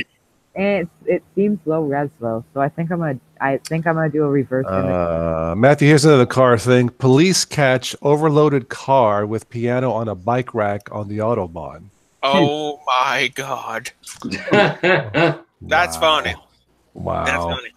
A Mercedes wagon was overloaded by 900 pounds on the Autobahn. That's interesting.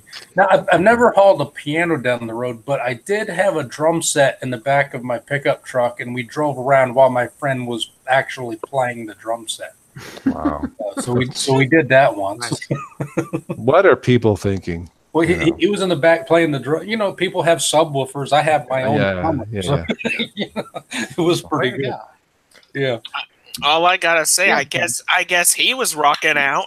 Yeah, he was. Bada bing. I gotta say that rocks. Well, I was giving him the drum set. I traded him a drum set for a 1974 Camaro, so I think I got the better part of the deal. But yeah, it was just the way it was.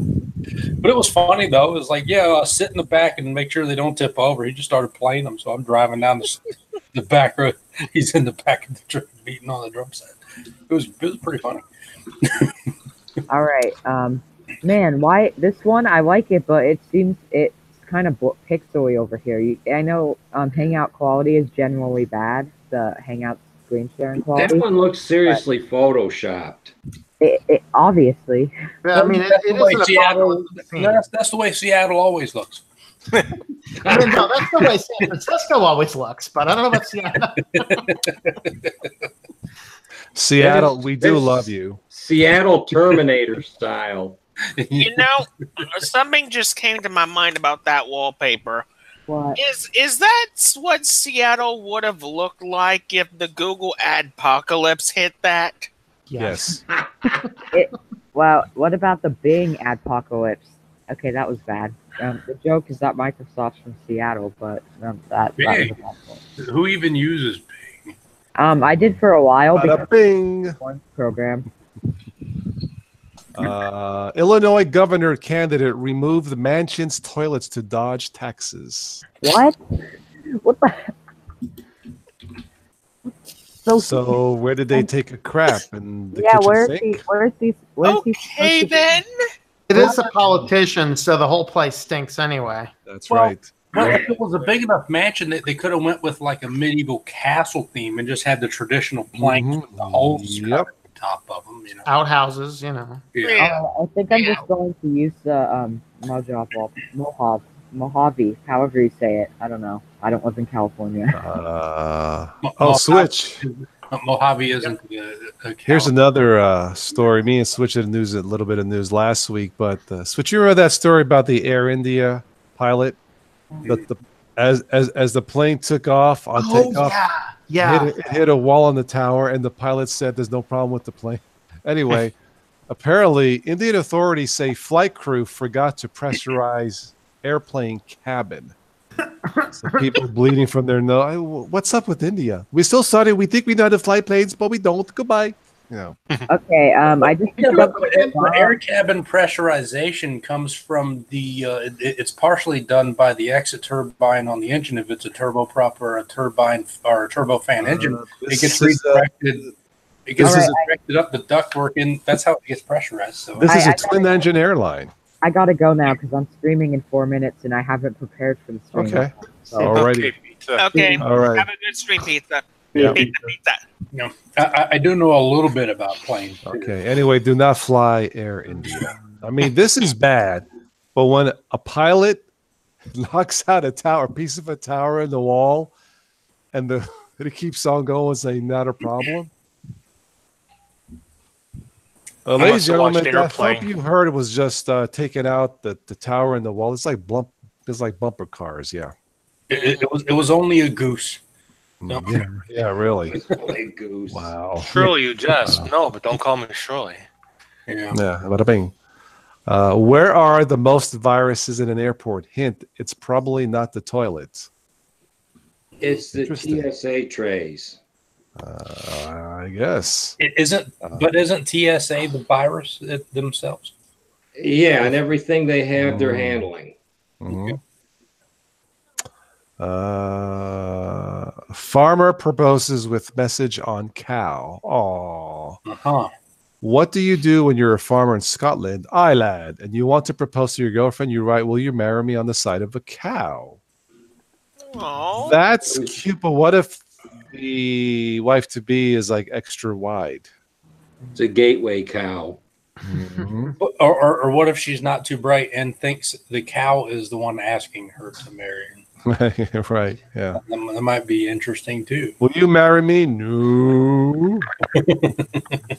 Ooh. Let's see. Anything else? You know what they say. You know why buy the milk when you can have the cow for free? Yeah. Bada bing. Yeah. Yeah, the unfortunate thing is how much it actually costs to keep a cow. That's true, but yeah. But what you get back when you take it to market. Yeah, it depends really. It's talking about taking it to market. You got free steak for like a month. Yeah, there you go. Yeah. That's true. Yeah. I'm having this bug in elementary where I can't click anything, and I tried rebooting, and that's the main reason I left, because I was rebooting, and then I had a stream. But I tried rebooting, and everything's not working. Oh no! Say it isn't so. Yeah. I mean, it looks nice, but it's not working, man. I mean, yeah, I'm having a seizure looking at it. Oh. Let's see. I'm gonna try the classic control. It's just way too easy to pick on elementary. Yeah, it's not you, Pizza. Trust us. It's elementary. Here's one, Matt. A Saudi inventor creates world's first calorie-burning Audi. It's a pedal car. Mm-hmm. Oh, thanks. Okay. Does it come with the air conditioner? Yeah. It's called Windows Down, right? Yeah. Yeah. Matt, you wasn't with us that one night. I did a joke. You know, car auctions. I've been to a car auction. You know, the guy who does the auction. No, you know, I've been to one. Yep. I was amazed how fast. But what if the car auctioneer was on weed? Okay, we have a 2016. Wait, 2017. Who cares? The offer is 20,000. Something, man. Sold. It's not sold. Oh, okay. Oh, that hurts. Anyway, imagine if that's what the car auctioneer did. You know. Oh well. They have those same kind of auctions for farm equipment, horses, cows, and stuff like that around here. They hold them up in big barns. Yeah. Let's see. Anything else on this one? What's a Torsus Praetorian? Is the off-road bus you wish you rode to school. Torsus It's like something out of Star Trek. The Torsus Praetorian bus. Wow. Mm-hmm. That's a heck of a name. Yeah. Mm-hmm. Okay. GM, General Motors tells workers to put down the cell phones, bans use while walking. It's okay to use while driving, but not walking. No. I don't know. All right, nothing else on that one. But actually, GM has OnStar in their car, so it's all hands free. So that's true. Yeah. That is true. Yeah, that's true. The OnStar is for emergencies. You push the button to summon an ambulance after you've used your phone and smacked a tree. Yeah, but you can also get You can also get phone calls through it. You pay the monthly fee. You can use it for hands free. Okay. So.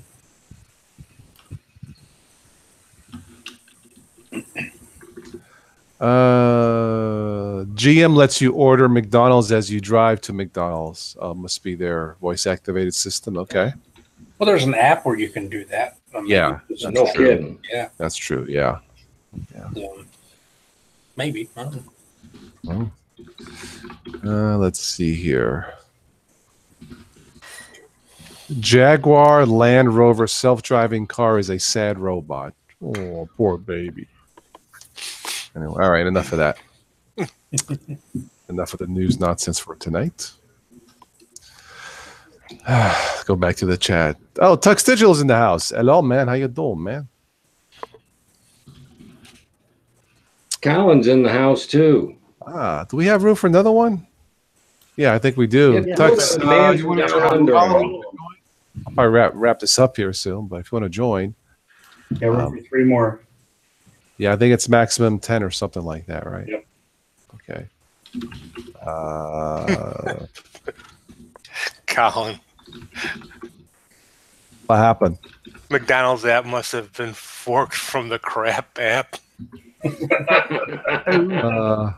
crap. Yeah, right. Yeah. I actually like McDonald's though. Okay. Tux, check your email if you want to join. Let's get Colin here.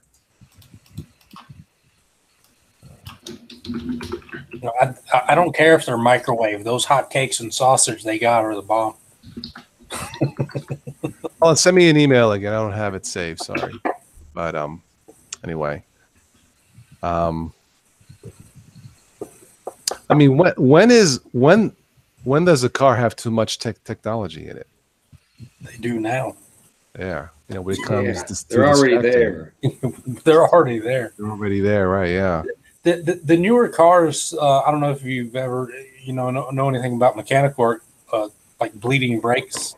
Yeah. Brake work. You just kind of you pump the brake, open the valve, let the air come out. Right. These newer cars, you have to use a scan tool to actuate solenoid to bleed the brakes. It's stupid. Wow. Oh, and the stereo, like the head unit for the stereo for the BMW that I used to own, is about $11,000. Wow. It's just stupid. Well, my friend has a Land Rover. He couldn't find his key. I said, "Where's your spare?" He says the spare to buy him was $600. Yeah. What, they made out of gold like that phone? It's not the most expensive key though. What is it? The which one of the newer Aston Martin, like the 177? The key is made out of solid crystal, and it goes into like a little slot. It's like a $4,000. Crazy. It's crazy. Yeah. Well, This is insanity. And if you drop it, it shatters. Yeah. Yeah, Well, I because guess nobody's that's- ever dropped their keys before. well, I guess that dealership found the key to his wallet. Yeah. So, of course, I talked about this on my news tonight. But who here would finance your smartphone over 3 years? I've done it before, but I will never do it again. Yeah. Not gonna happen. Well, I this smartphone was given to me. I don't even care about these things. If it was my money, I'd still have a feature phone. I just don't care about that kind of stuff. Because when I'm at home, I mean, I got 2 laptops, a Chromebook, and a desktop like right in front of me, and you see. And when I'm here, I'm on those things, and when I'm not here, I'm doing something else, and I don't have I'm preoccupied with something else when I leave. I don't need this thing yet. This is not a device I need. So, In a way, technology has almost desensitized us. yeah. Well, I got rid of my landline, so my only phone is this one. Oh, okay. Yeah, I don't have a landline either, but I mean, I don't necessarily need a smartphone. I mean, any phone will do. Well, then we're back to the 2 cans and the wire. Yeah, that'd be fine. But see, those feature phones, you don't have to charge them up every day. That's true. I had one of those little like Alcatel, looked like something from the early '90s. Charge that thing up once every couple of months. Yeah. It's pretty good. Those big brick phones. I do remember those. Yeah. Yeah. Those were the days. Oh, look at that brick phone. Wow. I worked a long time ago in a Lincoln Mercury dealer, and they put the phones in the car from the factory. Mm-hmm. Yeah. They're still in the used car world, though. You can still get the cars with the phones in them, but they don't do anything. They don't work because even those old phones, they operate on a sailor band that no longer exists, so you can't use them. So.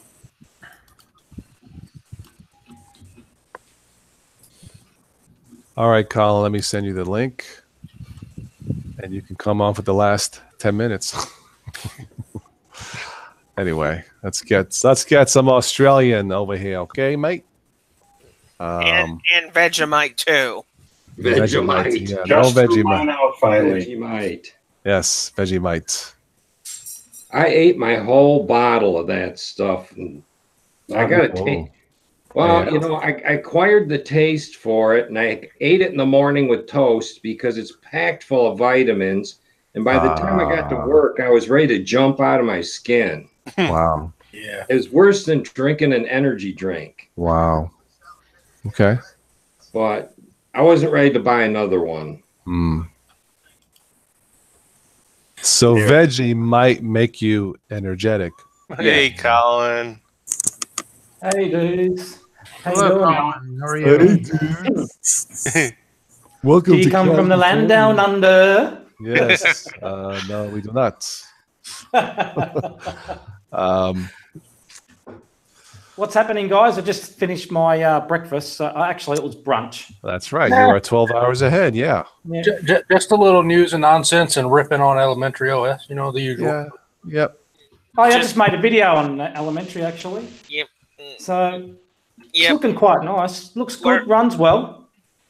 Yep. All we're doing is just putting a stake through elementary OS and letting it die. And ripping on smartphones. Yeah, Colin, you missed the main topic. Would you buy a $4,000 smartphone?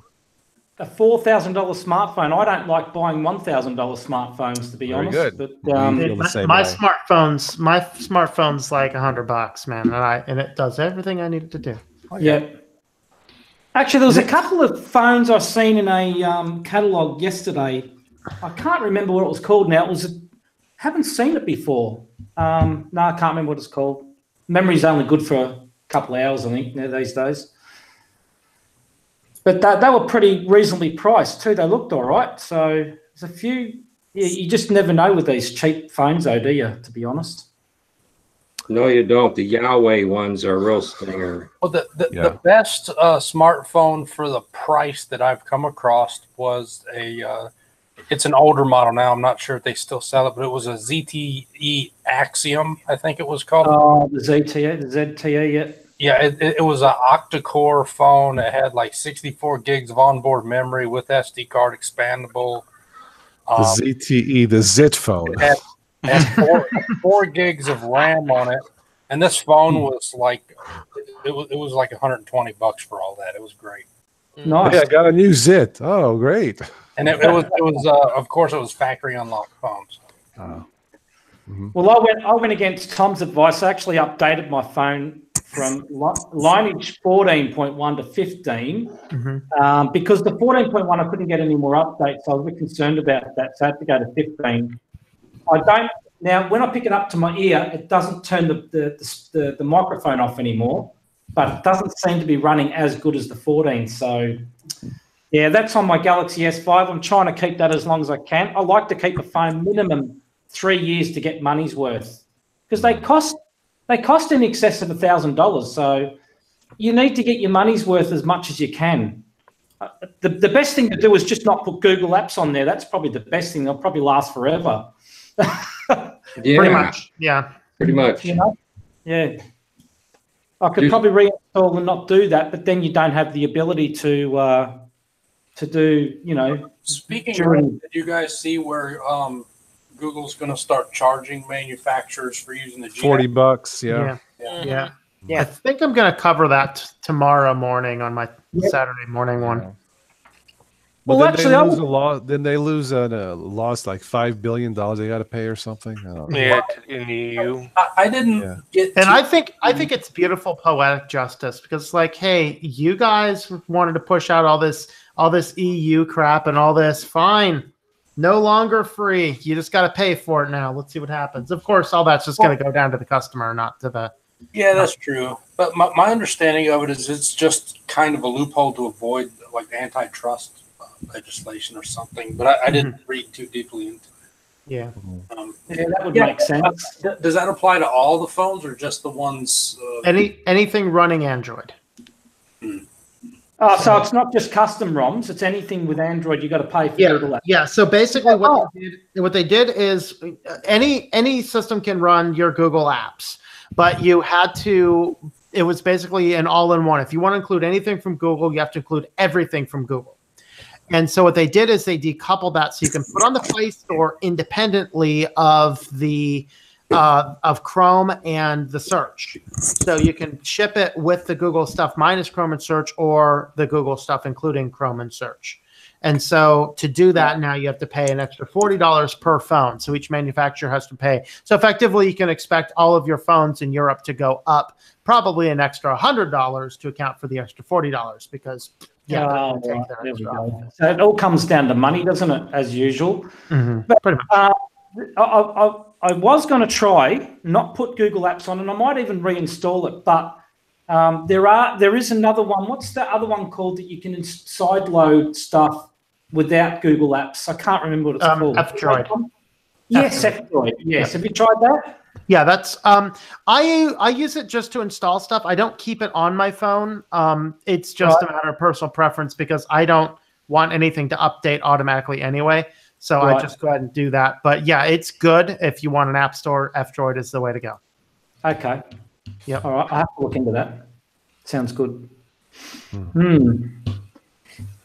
So $4,000 phone, TOS, which is what got us started on the conversation. What phone was that, by the way? It's Vertu, V-E-R-T-U. Joe says, what does it spell out, Joe? The Vertu phone? I knew you were going to ask me that again. I took a Oh, God. What was it? It was an acronym, like the car acronym. Very expensive, retarded tech unit. But it weighs 5 pounds because it's gold-plated. Geez, that's a lot of money for a phone. What's so special about it? Besides the gold? Nothing. It's got an older, middle-of-the-road processor. It's got a pretty terrible battery. I don't know. It doesn't even have a cool name. Vertu. It's like a character in a game. Hey, make sure you catch Vertu. You know, I mean, Vertu. At least give it a cool name like Chabanson Blancbon, some French name or something, you know. Or, you know. Oh, boy. But, unbelievable. $4,300. But wait, that's not the most expensive one. The one that's made out of more gold is like $14,000. Oh, wow. Is that the fool's gold, is it? Oh, that's got the fool's gold. Yeah, it's one of those things. One of those things because the battery isn't very good. You buy two of them, so when one dies, you have the next phone ready. It reminds me of what was it? The gold Apple Watch was like 17 grand, and after like a year and a half, it was obsolete. Yes. Yeah. But it goes to show that people will see a price tag and go, "Geez, that must be good. I'll buy it." Because it's got a price tag, instead of looking into things. But people are sheeple. They'll just follow. Yeah. If a trend comes in,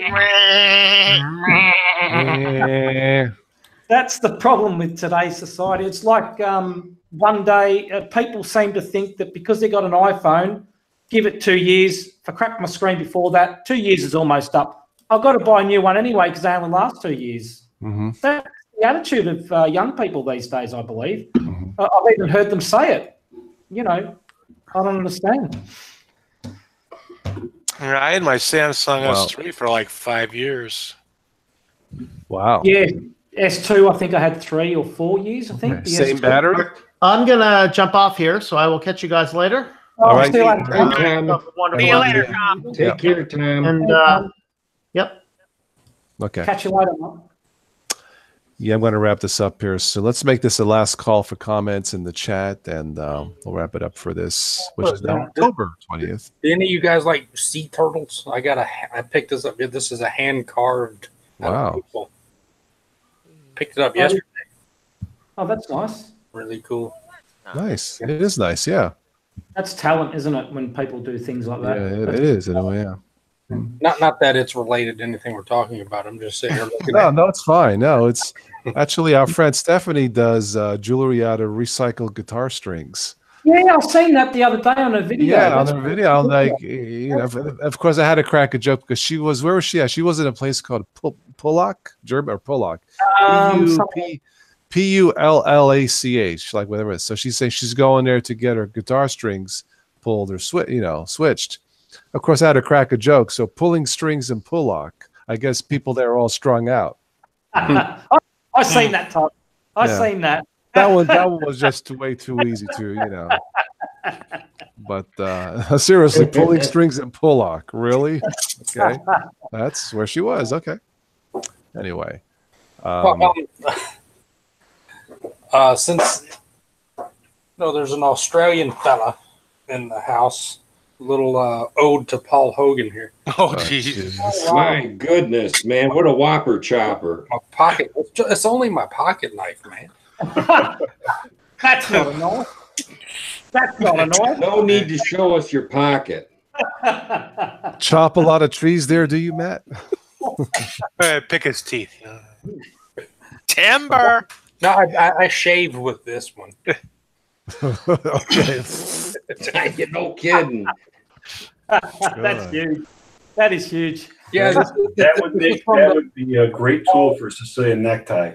It's from the Paul Hogan catalog, clearly. Yeah. Clearly, yes. Yeah. Is that a pocket knife in your pocket? Or are you Yeah, right. That is a big. That's a no. That's a knife. Yeah. Wow. Okay. I don't know. I'm tired and I'm just being silly. But That's okay. It is kind of late. oh yeah. But we're all caught up here in the chat. All right. Is there any questions that we missed here in the live chat that we need to answer, or can we wrap this up? Thanks everybody for tuning in and watching for this TOS. It's Friday. Yep. Latte and meatballs. And meatball. That's right. We did. And that's right. And someone who started talking about food, you got to stop it, TOS. I'm on the mate, man, but I'm missing the meatballs. Hey, no meatballs. I don't have. What do I have for snacks tonight? Oh, potato chips. I got chips. These little chocolate sugar wafers I got from the Korean place, and it You know what? it tastes like brown construction paper. Oh, jeez. Well, sometimes I'll take like cinnamon, wafer, and just dip them in like whipped cream, and it's awesome, man. Well, the vanilla ones were good, but these chocolate ones just taste like dirt. So. Okay. And so, how does the cinnamon work there, TOS? You go apt install eat. Yeah, right. Yeah. Yep. Don't forget. Click the like button, as Tim F would say. Thank you, Sky Bear. Thank you. We miss you, Tim. Come back, man. Come on in. The water's fine. Yeah, Have you guys covered food tonight? Did you cover food tonight or not? Yeah. We talked about pizza. We talked about it. It was Stephanie sent me. Yeah. I seen a pizza talking earlier, but yeah. Stephanie says she sent me a link saying that the number one pizza was not in New York; it was in Boston. Oh, really? That's what the link said. So I'm like, okay, next time if I ever go up to Boston, I got to try it. What she should do? She should send us all some of this pizza so we can have a discussion about it. Exactly. Well, when she becomes famous and sells 1 million albums, I'm sure she'll be happy to send them out to everybody. Yeah. And autograph them. She could sign her name in the sauce or something, Yeah. Well, New York pizzas must be pretty popular because Domino's over here sell a New York pizza over here. Really? Yeah, they do. Yeah. Oh, yeah, they do. The New York pizza. They sell a New York pizza in Australia. The really big one. Yeah. New York pizza in Australia. And down under, mate. In Australia. No offense, but would the Australians know the difference? No, we wouldn't. No, oh yeah, let's sell it in pizza. Hey, why does this pizza smell like the freaking fishes? What's up here? Called anchovies. This is fishy to me. Yeah, right. There was an article recently about somebody in this country. What was it? Some school cook was putting kangaroo meat in school lunches. Oh my. So, wow. I mean, McDonald's used to do that about 2 decades ago with their hamburgers. Yeah. Well, see, wow. Well, what's interesting is like Burger King recently. This happened last year. They one of their meat suppliers found out they were putting horse meat and mixing the horse meat in there, and then everybody was freaking out about it. And I'm like, well, horse meat is healthier than cow meat, and it's leaner, and so it's offensive because you like horses. It's from a health perspective, it's actually a better choice. So, really, yeah. Are you horsing around? Is that true?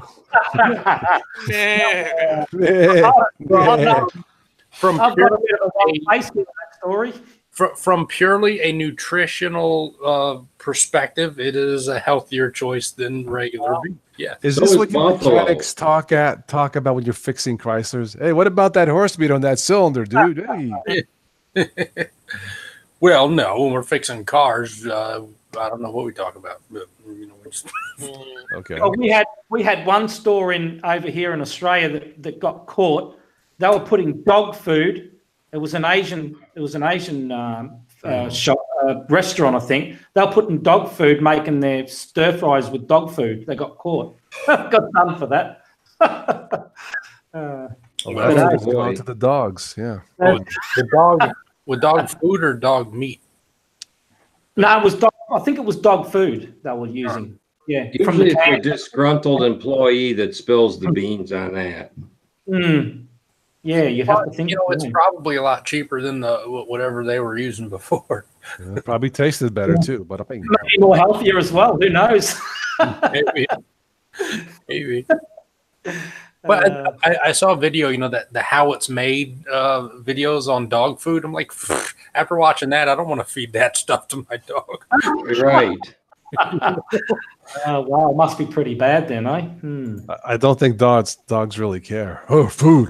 Well, basically, after watching this, what I gathered from it is it's basically a pharmaceutical vitamin tablet that they spray flavor on, and that's the food. It's yeah, right. It's just bleh. Well, on that happy note, I'm going to wrap this up for this evening on dogs. I can tell you this. If you don't want to eat food for a week, just look up the video on how hot dogs are made. I won't even eat hot dogs. I think I have. Let's put it this way, right? We got the Aussie meat pie, right? And you have hot dogs over here as well. So there are certain foods that you just don't want to know what's in it. All right. But I will say this about hot dogs. I know what you're saying, but man, a nice long New York hot dog with onions. There was actually a movie I saw recently that actually kind of made a subtle joke about hot dogs. It was a stupid movie. It was called Woke Up Dead, and the guy woke up as a zombie, right? And he could only eat brains. If he ate anything other than brains, he would get sick. But he could eat hot dogs. I think you're telling us a story there, Matt. You're telling some of the true insights of a hot dog there, maybe. Yeah, it was in the movie. I mean, they would try to feed the guy foods, and he would just reject all of it. And then somebody else that had the same zombie thing came up and was, "How can you eat that?" Well, that is a brain dead story. That's all I'm going to say about that. All right, I'm going to shut this down. Woke Up Dead. It's a really stupid movie, but if you want something to watch, you go, whatever. Well, I thought the remake of Halloween, but I guess it did pretty good opening night last night. The new Halloween, the sequel to Halloween 40 years ago, whatever. But the preview of it looked really cool. I wanted to kind of want to see it. So I tried to stream, but I'm having issues with static sound on my mic, so I gave up streaming. I want to see the new Predator movie that just came out. That looks really You know what? I saw it. It didn't do well. It's one of the best. Maybe it was intentional, but honestly, it's one of the best comedies I have ever seen. It puts a different spin. Since you're going to see it, Matt, I won't spoil it, but when you go see it, look out for the Halloween mask scene, as I call it. Okay. I died. It reminded me as a kid on Halloween. I just lost it. I won't give it away, but if you see it, tell me and we'll talk about it. Oh, yeah. It is one of the funniest. I want to see that movie, and I want to see the Jack Black movie, the House with the Clock in its walls. That looks. Well, that I won't go see. I'm not into. I saw the Goosebumps movie. I grew up reading Goosebumps books, so that was cool. And this movie looks like kind of a spin-off of the same type of thing. So I kind of wanted to see that. So. Well, if you see Predator, tell me, and look out for the Halloween scene. It is freaking. It's the best scene in the movie. Yeah. All right. Thank you, everybody in the live chat who joined me tonight. This was fun as usual. invite me in for live. It's been loads of fun. I'm back. I'm back. This has been great. But it was probably 20. No show tomorrow night. Sunday morning, probably Good Morning Linux. And maybe another one Sunday night, maybe, but nothing tomorrow. I don't think so. So I was Sunday. I was streaming, and then I had issues with my mic, so I decided to rejoin this stream.